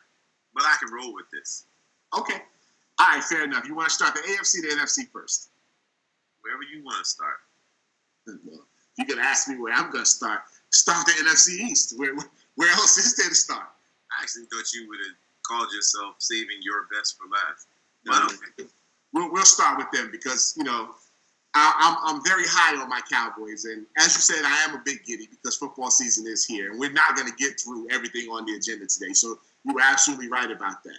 Now, the NFC East, Philadelphia Eagles, the Washington Redskins, the New York Giants, and the Dallas Cowboys. Last year, the Washington Redskins basically won this division by default, right? Because everybody just basically fell apart. Tony Romo got hurt early. Season was over. It was just opening. They won 9 games. They were 9-7 in that division last year. By no chance am I believing that Kirk Cousins is going to bring this team any further than where it is. And you know what? I don't think Kirk Cousins is a bad quarterback for the Washington Redskins. I think he's okay. I just don't know if they have enough talent over there to push them any further than 9 wins. So I'm going to exclude them from winning the division. Philadelphia Eagles are starting with the rookie quarterback, it looks like. They're going to start with Carson Wentz. It looks like that's where they're going to go. They had to bring in a new head coach. There's no more Chip Kelly there. So they're in transition. So I'm going to exclude them from being able to win the division. So now it comes down to Breeze's New York Giants and my Dallas Cowboys. And we're going to start with the New York Giants. New York Giants, they got probably the healthiest quarterback in NFL history. This dude never misses a game. Just does not. Eli Manning. What's wrong? No, I'm just laughing at you saying that. Oh, it's true, right? He just never misses a game. This dude stays healthy. However, the offensive line for the New York Giants is not that great. It's a little shaky. Last year was a little shaky. And a lot of times it leaves him in this Gomer Powell look on his face, because he's just not getting enough time to be able to throw the ball. The Giants made a lot of changes to their defense. They went and spent a lot of money on defense, on their defensive line, to make their defense a lot better. I keep hearing the stat that they lost probably 6 or 7 games by 5 points or less within the last basically 6 minutes of the fourth quarter last year. And they're hoping that the defense, because they were winning, a lot of those games, and they're hoping that the defense is going to be much improved. They're getting Mr. Victor Cruz back himself. We're going to get a chance to see what he does, how healthy he is, and obviously they have Odell Beckham. Without question, is one of the top 2-3 receivers in the NFL. Depending upon who you ask, he might be one, but I'd probably give that to Antonio Brown. But he's right there, at the end of the day, about how great he probably is. The Giants have a very good chance to win this division. It's going to depend upon how that offensive line holds up. Again, they got rid of Tom Coughlin. They've started the new era. And, what is his name? I can't even think of his name now. But he was there already. I can't think of the coach's name at this point. Offensive coordinator, yeah. Say it again? The offensive coordinator. Offensive coordinator. His name is just escaping me right now. So I have the Giants. Then I have the Dallas Cowboys. And these are the only two teams I think can win the division. Then I have the Dallas Cowboys. Obviously, I'm a Dallas Cowboy fan, as you guys can see. Tony Romo is out. If Tony Romo did not get hurt, it wouldn't even be a conversation. Immediately, I'd be saying Dallas Cowboys are going to win 12 games. Immediately, that would have been my narrative. It's kind of every year, right? No, not every year. But this would have been my narrative this year. They were going to win 12 games. So he's hurt already. They're saying that he's not going to play, and probably they shouldn't play him even if he can play. They should probably wait a little while. So they're going to be starting a rookie quarterback. Rookie quarterbacks look great throughout preseason. Problem with the Cowboys is defensively, they are in trouble. They've lost 3 different defensive ends and to drug suspensions. Although I just got an email saying that Randy Gregory is not going to get a 10-game suspension. It looks like it's going to be cut to 4. So that's a positive for the Dallas Cowboys.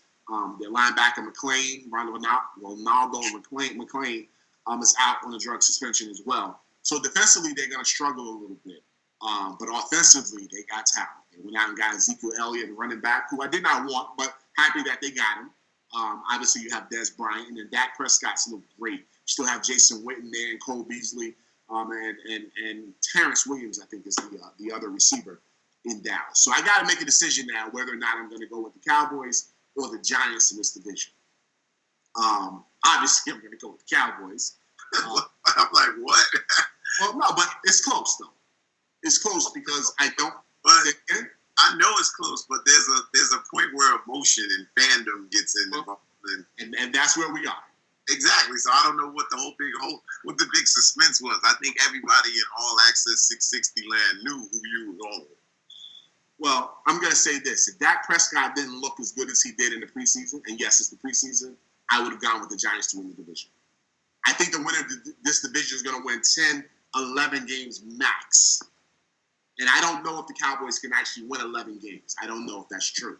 I think the Giants potentially could win 11 games. What are your thoughts?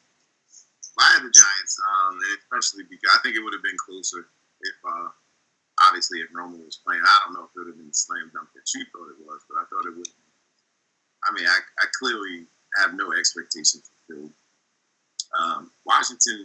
I think what Washington will wind up doing is winning a game or two that's going to hurt one of these other two teams. Because I don't think that they're going to be a train wreck.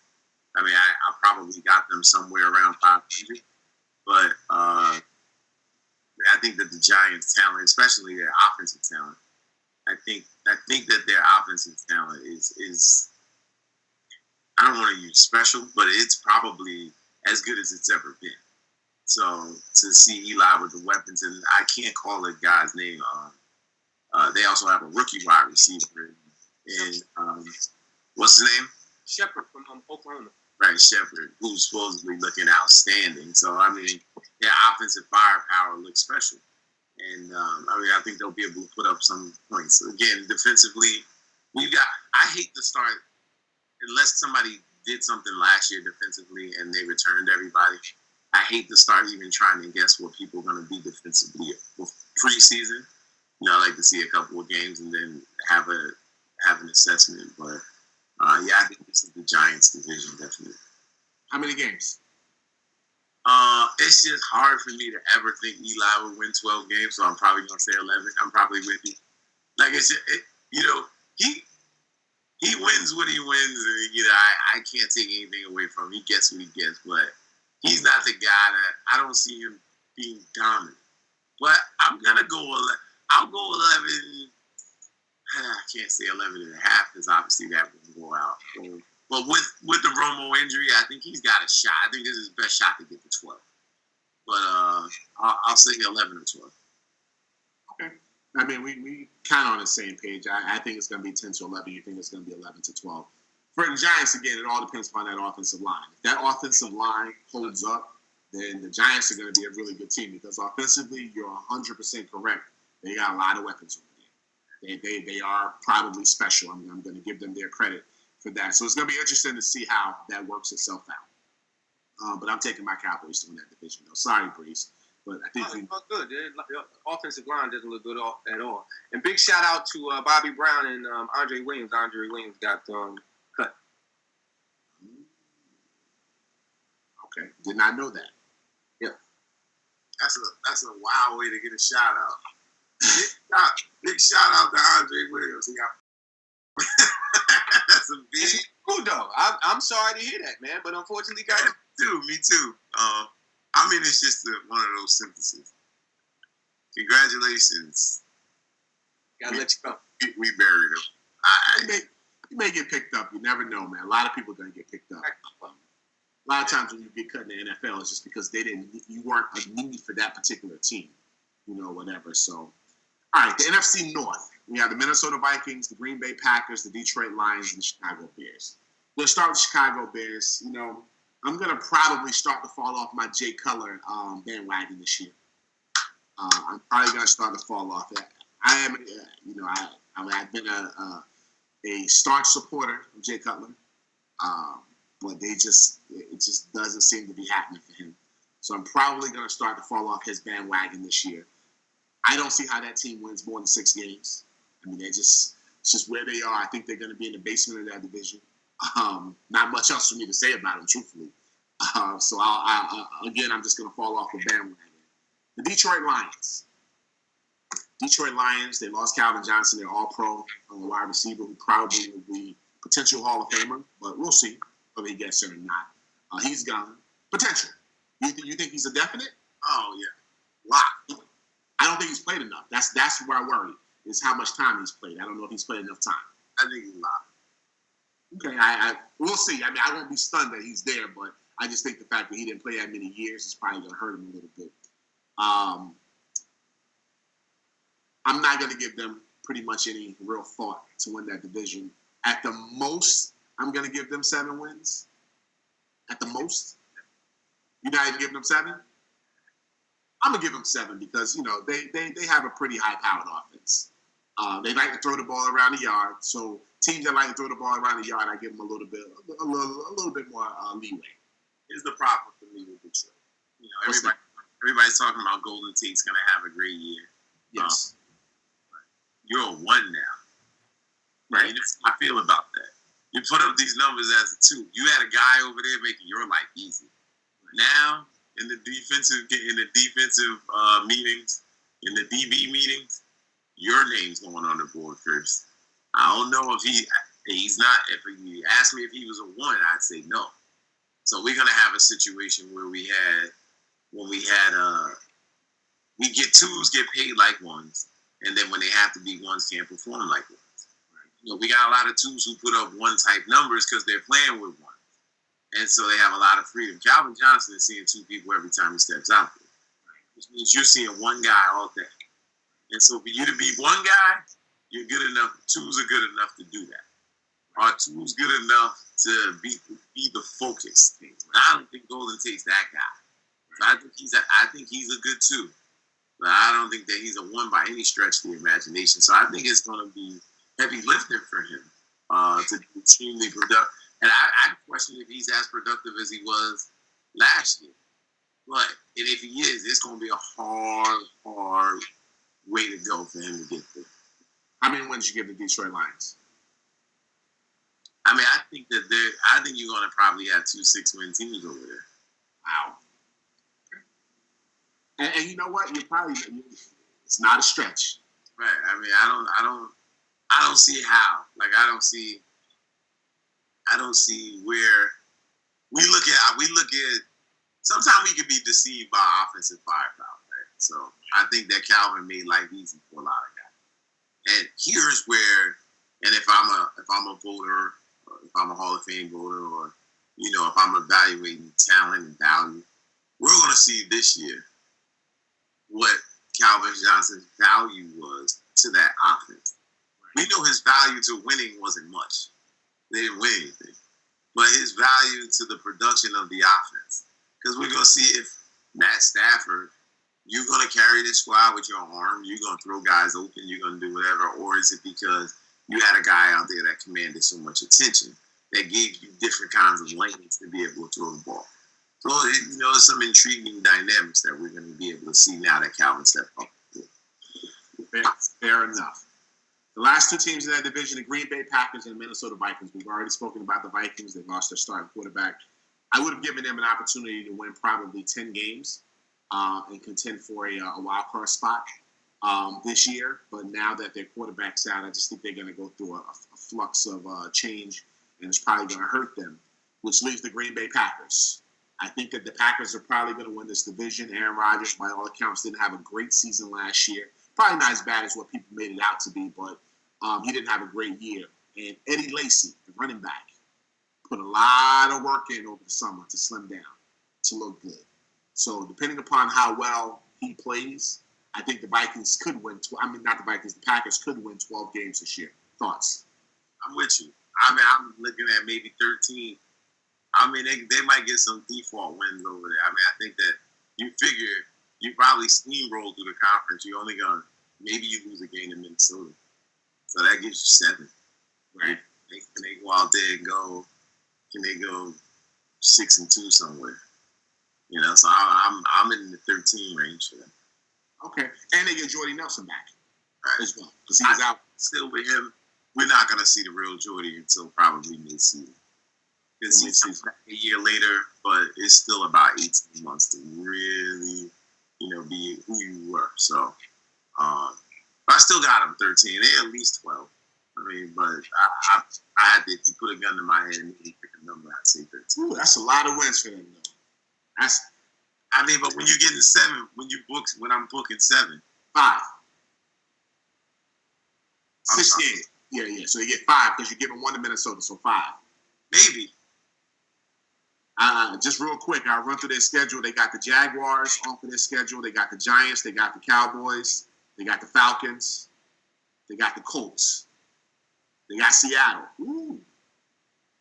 It's going to be tough. It's going to be a little tougher than you think. 13. Huh? 13. You're giving them 13 wins. Wow. Wow.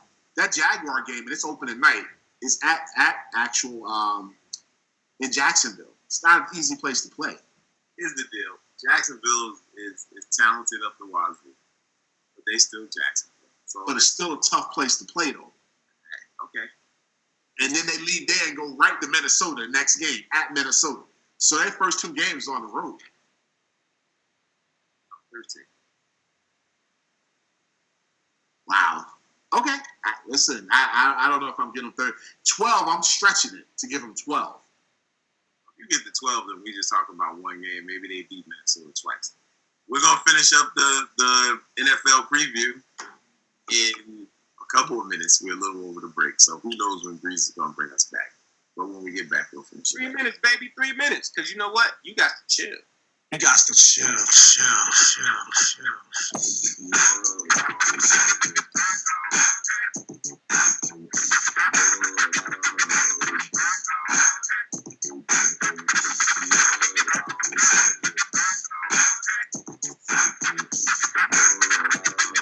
Relax your mind, let your conscience be free, and get down to the sound of EPMG.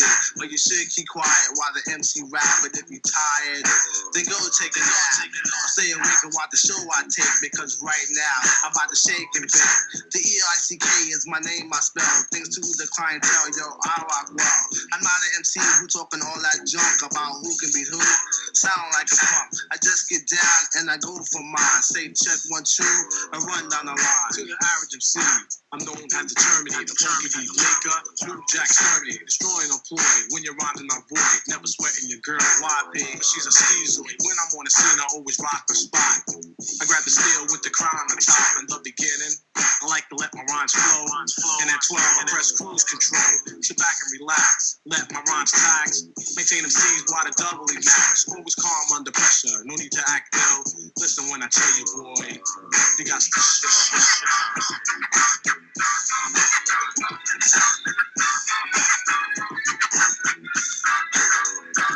I be the person of computer information on rap. Like the BRZ, my pieces that make your toes tap. I format the rhymes step by step. Make them sound deaf, sound deaf, my rap. Prepare to come off in case of a diss. Don't worry about the thing. Cause we can do this, we can turn the party out. That's my standing still. Make a lady scream and shout while the brothers I can take total control of your body and soul. Pack a 9 in my pants when it's time to roll. I'm the PEEMDEE. The one thing I hate is a biting MC. When I enter the party, suckers always form a line. Then they ease the way up and try to bite my lines. I did thousands of shows. Dish many faces to deal with New Jack on the one-on-one basis. But every now and then a sucker MC gets courageous, and like an epidemic it becomes contagious. But never the least, they all R.I.P. All is unaware it means rest in peace, cause indeed stands for microphone doctor in the capital. In the capital. Don't like to get ill, but if I have to, I kill. So believe me, boy.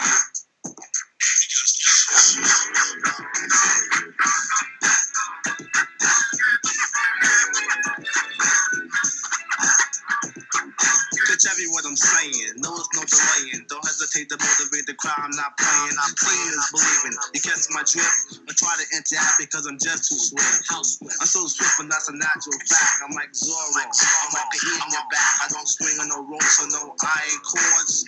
The only weapon is my rapping sword. Intimidate MCs with the tone of my own. When I'm dishing on the microphone, cause I'm a funky rhyme maker. MC on the taker, the one that likes to max and relax. And when it's time, it's your dig and snap. I keep the hands clapping, fingers snapping, feet tapping. When it's time to roll, Uzi patrols packing. The P and the mic's my only friend. And through the course of the party, I kill again and again. So if you're thinking about battling, you better come prepared. Come with your shield and your armor again. You got some shit.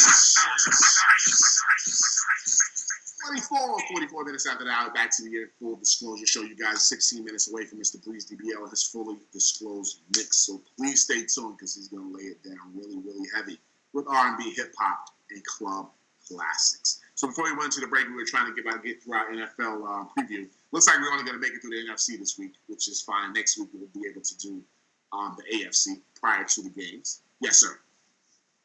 I hate a schizoid. I just want to tell you that. Huh? EPMD. I can't stand a schizoid. I can't. Southern Connecticut State University in full effect. I have to give them their props for that because that's where they went to school. So yeah, we'll get through the NFC. We probably won't make it through the AFC today, which is fine because, like I said, next week we'll make sure we do that prior to the game starting at 1 o'clock. Also, we are having a all access 660 fantasy FanDuel league. So if you're interested, please go out there and look. And I probably should look before we get off the break. I'll announce the link for it. Whatever, because I didn't look at the story about it off the top of my brain just that quickly. But I'll talk about that before we get off the air today. NFC South standings: Carolina, Atlanta, New Orleans, Tampa Bay. Start with Tampa Bay. Tampa Bay. Obviously, we have Jameson Winston. I think he's going to be better this year than he was last year. I thought he had a very good year last year. I just don't know if that team can win more than the 6 games that they won last year in that division, because that division's tough. They got some teams that can score some points in that division. He has, unfortunately for him, he has 3 quarterbacks that are better than him, no matter how you look at it. All 3 of them are better than him, which makes it tough for him. And, 2 of the 3 of those quarterbacks have been to the Super Bowl. Of the 3 quarterbacks that are better than him. And the third one is just, theoretically everyone knows that, he can throw the ball a little bit, but his team's just never going anywhere in Matt Ryan. So Tampa Bay, they might get 7 wins, but they're not going to be a threat to win this division. Any thoughts on that? I don't know. Ooh. Whoa. Okay. I don't know. Okay. threat to win the division? I don't know about the 7 wins. I'm thinking 8 or 9. Okay. Thinking 8 or 9. I'm hearing some good things about Jameis's improvement down there in Tampa. So I'm thinking, and here's my little bias, Florida State fan. So I'm wishing him the best, and I think that he caught a lot of unnecessary. He caught some heat for longer than he should have. So I'd like to see him do well. I mean, he deserved it when he got it, but I think the length of it was, the sentence was too long. So I'd like to see him come out of this and do really well. So, and I just think he's a gamer, man. Like, I think that there's some people who are just have feel for the game. He's just a gamer. So there's some holes you can poke in his game in particular, but I think that he just has a winning swagger about him. And I think the summer, all of that experience is going to help him get to another level. Wow. Okay. Just really quickly, here goes some of his out of division games. He got to go to the Arizona Cardinals. He gets to host the Broncos at home, who have a great defense. He got to host the Raiders, who's going to be markedly better this year. He got to go to Kansas City to Arrowhead. He's not winning there. I'm telling you that now. He's got Seattle. He's got the Cowboys late in the year, which means Tony Romo will be back by December. Listen, and that's not even including, having to play the Panthers twice, having to play New Orleans twice, and having to play Atlanta twice. I don't see how they get more than 6 wins, but okay, that's fair. We totally, huh? 6 wins. Wow. I don't know how they get more than 6. I'm not even gonna say they even get 6. But when I'm sitting here looking at their schedule, it's gonna be tough for them. Tough sledding down there for them. New Orleans Saints, 7-9 last year. Obviously, we have Drew Brees there, and you can't count them out because he likes to sling the ball all around the yard as well. They probably, again, get the 7 wins. Just don't think that team is that talented anymore. It's probably time for them to go ahead and move on from Drew Brees. And I get it, he's the icon that's there, but they probably should just let him go ahead and finish up his career somewhere else and try and get another chance to win a Super Bowl because they're not going to win one while he's still in New Orleans at this point. Thoughts? I'm with you, man. I think that it's done. I think that he had his run. I think that I don't know how much talent they have down there. That's why I think that Tampa Bay I think Tampa Bay's better than them. Ooh. I don't think he's better than Drew Brees. No, I understand. Tampa Bay is better than them. So I think that Tampa Bay finishes ahead of the New Orleans Saints. Wow. Okay. All right. Summer 16 is over, man. I'm going out on the ledge. Summer 16 is over. And by the way, I did get a text message saying that you're cheating me out of a day. Fall starts on the 22nd, meaning the summer ends on the 21st. So by the end of the summer. So the 21st, you still in town? Just check your itinerary. Because if you what day is the 21st on? I have no idea. All right. Well, let me take a look at that. I think summer's the 22nd, but we gonna definitely look at that. Atlanta was 8-8 last year. Okay. I'm not a fan of Matt Ryan, as we've heard me say on these airways many times. He's talented though. Can they win the division? Yeah. 21st is a Sunday. 21st is a Sunday? Can't be a Sunday. September 21st? Let me check again. Maybe I'm looking at the wrong. 21st is a Wednesday. Because I leave on the 22nd. No, this is scale. You're right. Yeah, you're right. I'm sorry. Well, if I'm not packing on the 21st. Oh, you're still in town. It only takes 2 seconds to go run and dunk a basketball. We're talking about, listen, we need to get through this NFC. Get through this NFC. Oh.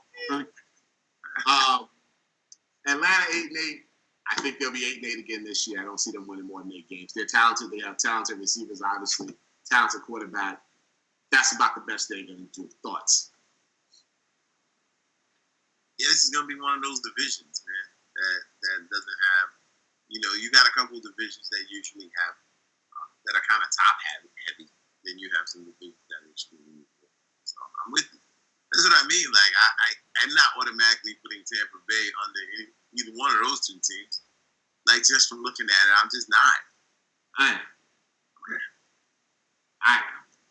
Now, obviously, we have Carolina, Cam Newton. We know I'm not the biggest Cam Newton guy. He showed me in the NFL who he is when he didn't dive on that football, but that's another conversation for another day. In the Super Bowl, when he didn't dive on football. I'm not going to forget that. But anyway, they were 15-1 last year. By no circumstances they're going 15-1 this year. They'll be lucky to get 12 wins. In reality, in my opinion, they're getting a break that the Denver Broncos don't have a quarterback to start the season because that's a tough game for them. But I think they'll probably get 12 wins this year. Thoughts? Yeah, I'm with that 12-13. Yeah. Average 12-13. There's got to be a couple. See, and the way I'm looking at this is there's got to be two teams that get 13, 14. It just does every year. There's a couple of teams who gets them. That's what I'm saying. So, I know it's hard to just put it together and say, oh, my God. Now, there's probably a 14-win team somewhere. And then there's probably a 12-13-win team. And then there's probably a few 11s. Well, the Cowboys, because of Romo being hurt, stopped the 14-win team. Between that and Drew Brees being out the first 4 games, to me, those were the two candidates to getting 14 wins. But that's another conversation for another day. Tom Brady, you mean? Yeah, so I didn't say Tom Brady? Yeah, Drew Brees. Oh, sorry, Tom Brady. NFC West. Seattle, San Francisco, the Los Angeles Rams, Arizona Cardinals. San Francisco 49ers, they probably will be at the bottom of this division. They're fighting with the Rams. And I'm not going to say 100% they're going to be at the bottom, but they're going to probably be at the bottom of this division. Last season, they won 5 games, and I probably believe they'll win 5-6 games again this year. Thoughts? I'm not making any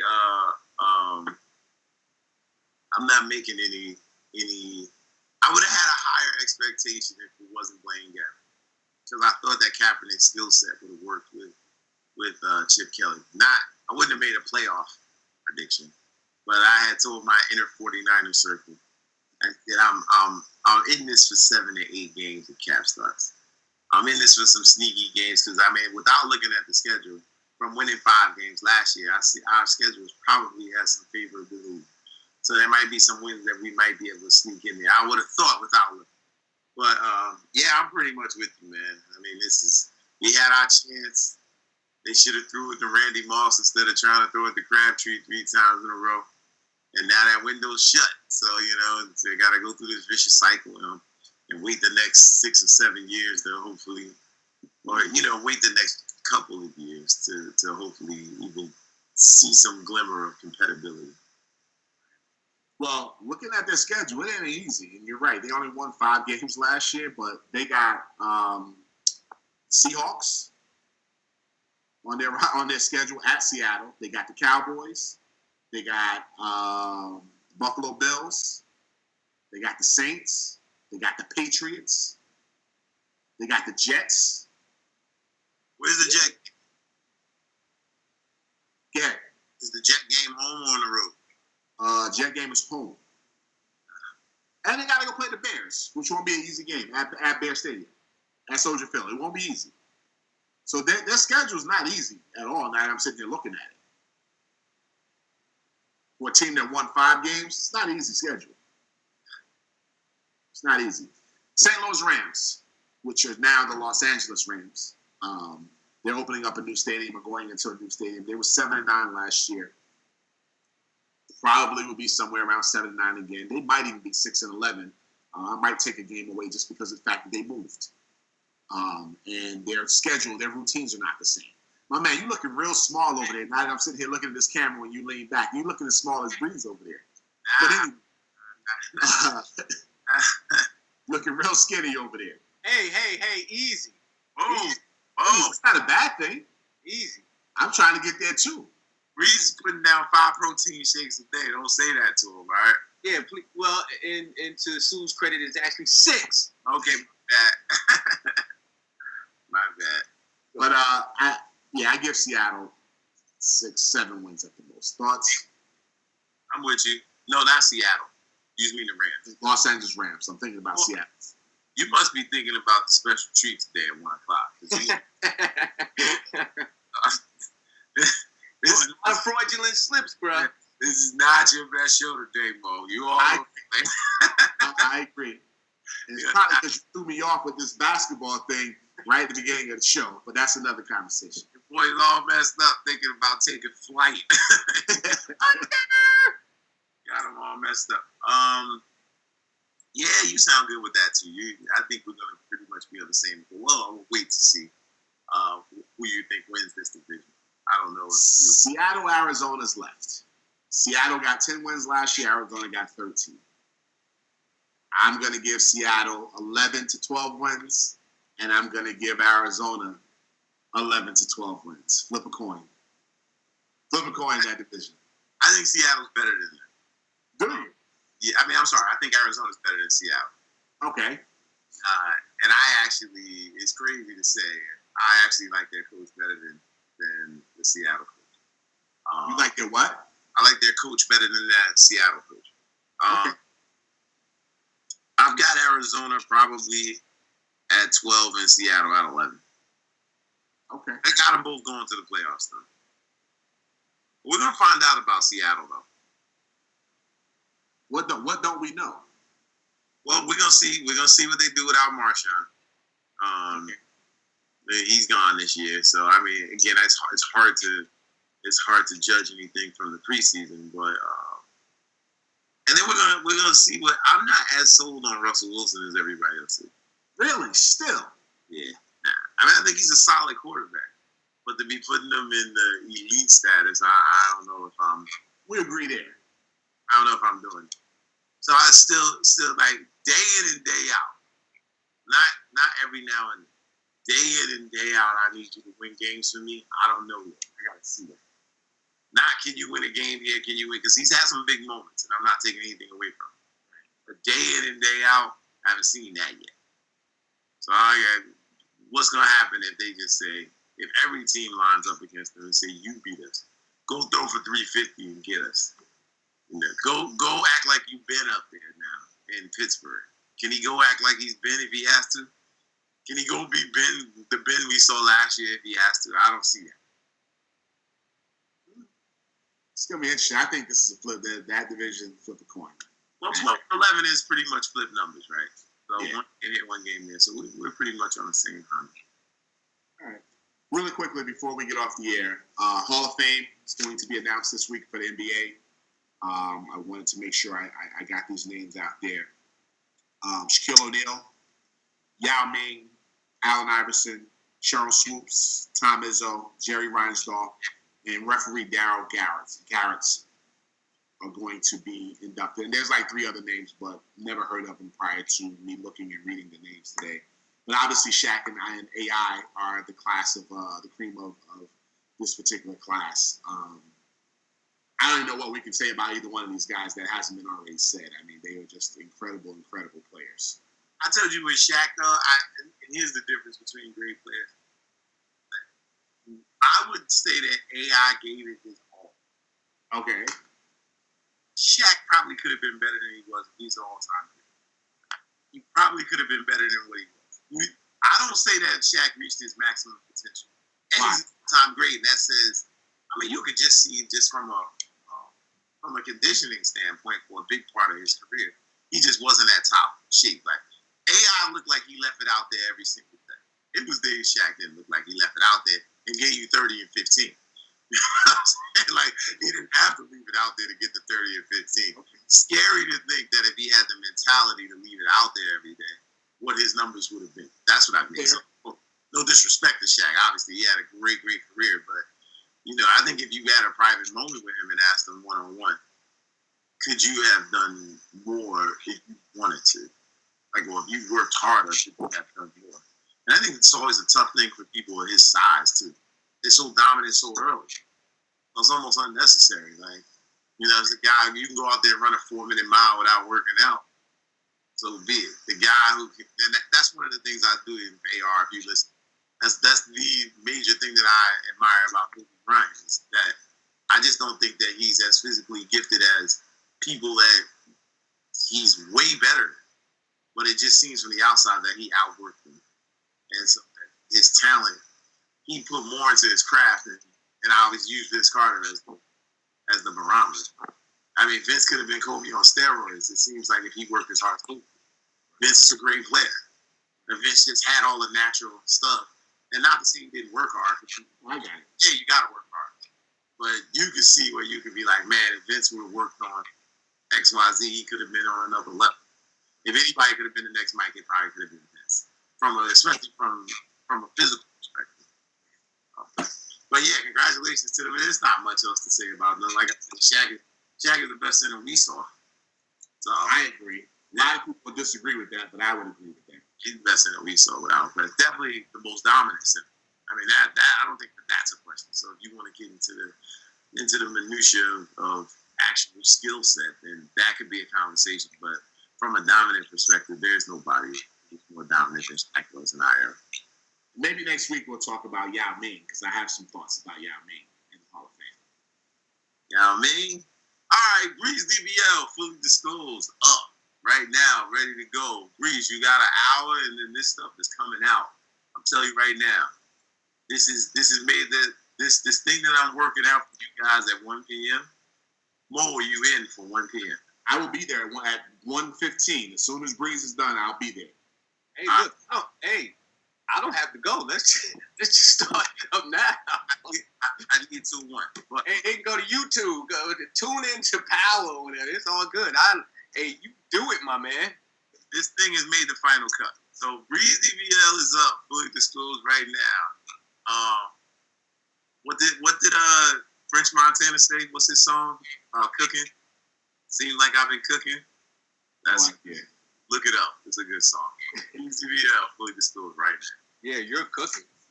This is something special for you. You are now listening to the Breeze DBL Fully Disclosed Mix.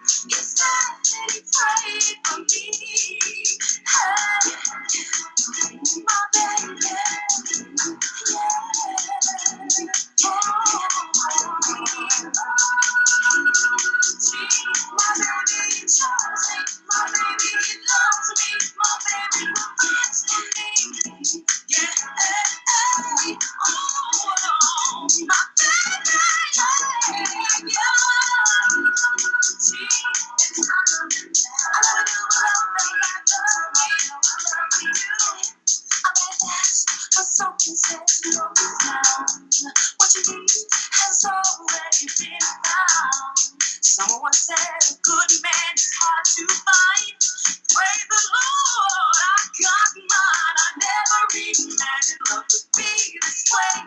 He's got a hold on my heart and he's here to stay. Been dedicated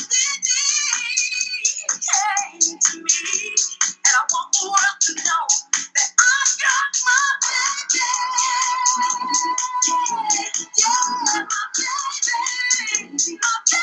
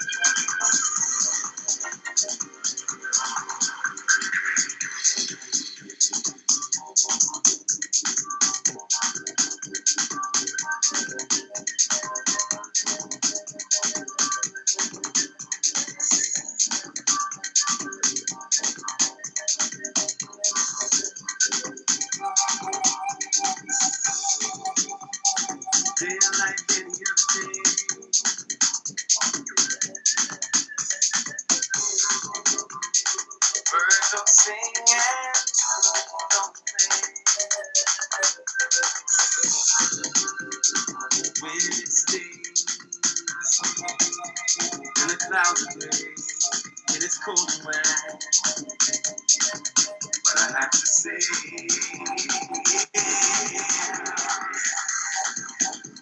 life starts today without delay. Here's of the way. It all begins today. I've learned you since I felt you. Troubles don't last, and my heart knows too. Summer in the world, the sky is always blue without rain. And I shouldn't say, love is natural as a breeze. Sunrise and the sun, there's just in the sea. Your love is everything I need. Yeah, that I bring to the fire. Life starts today. Life starts today. Without delay. Here's of the way. Been trying to be still. All begins today. Right now. Right now. Life starts today. Life starts today. Without delay. Don't be scared. Don't hesitate. Here's of the way. Here's the way. All begins today. Love I have inside me on the same. I love forever and ever. The beauty of the feeling is I know it's explained. When I look around and see you in my life, all I think of feeling is I have so much life. And all the things I don't know, now they seem alright. Even about the time, baby, forever till the end.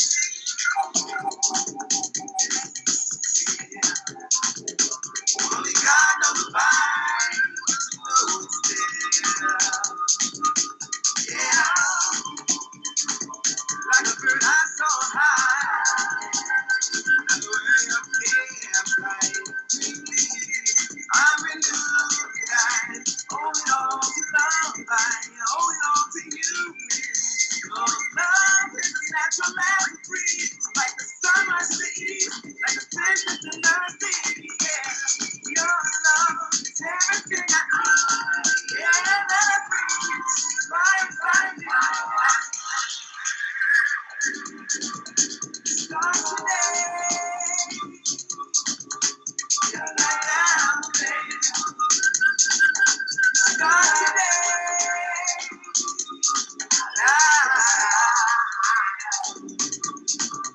Start today.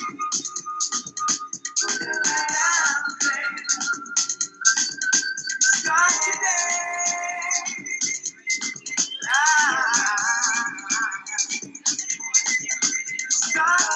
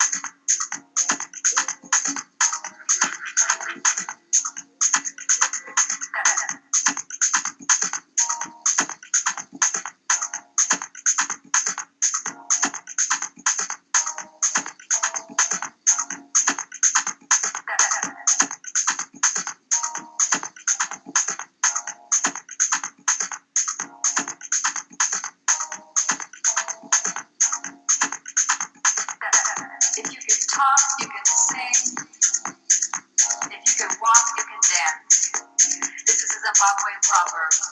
I believe that rhythm and movement is natural in our body.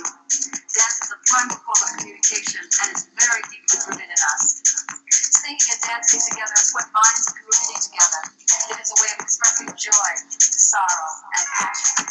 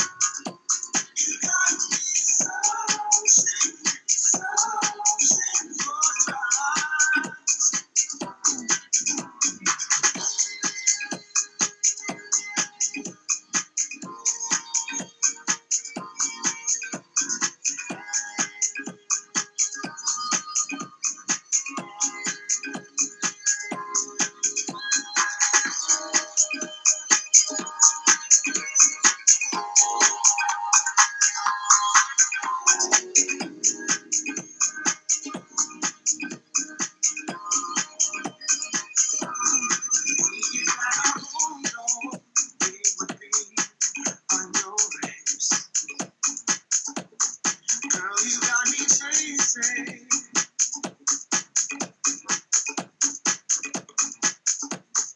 I am just a leader. How you have my tricks are keeping me searching for what I won't find. Yeah. You got me searching for my. You got me searching for time. You got me searching for life. You got me searching for time.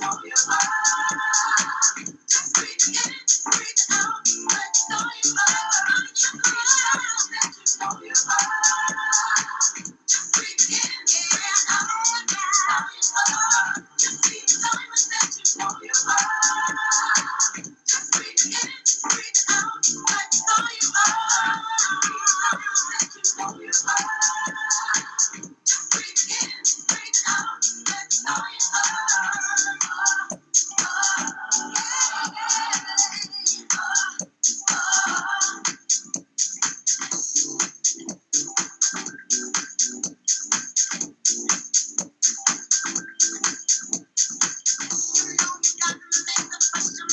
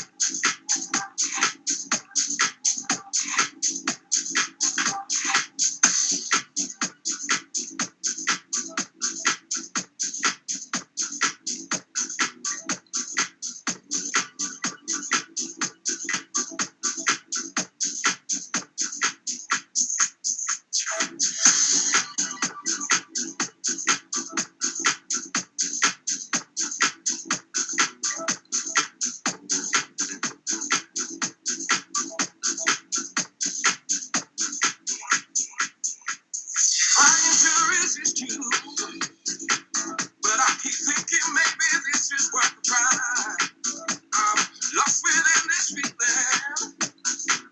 Gotta be true to what's on my mind. I'm not trying to deceive you. I'm not sure if I believe you. Hear what I gotta say. You better take time when you come to me. I'm trying to make you love me. I'm trying to be happy. You better let that be with me. But let's just play the thing. I'm trying to take the mask off, take the mask off, take the And maybe we mask can off. fall in love. We can fall in love. We can fall in love. Take the mask off, take the And maybe mask we off. can fall in love. We can fall in love. We can fall in love. Take the mask off, take the And maybe we mask can off. fall in love. We can fall in love.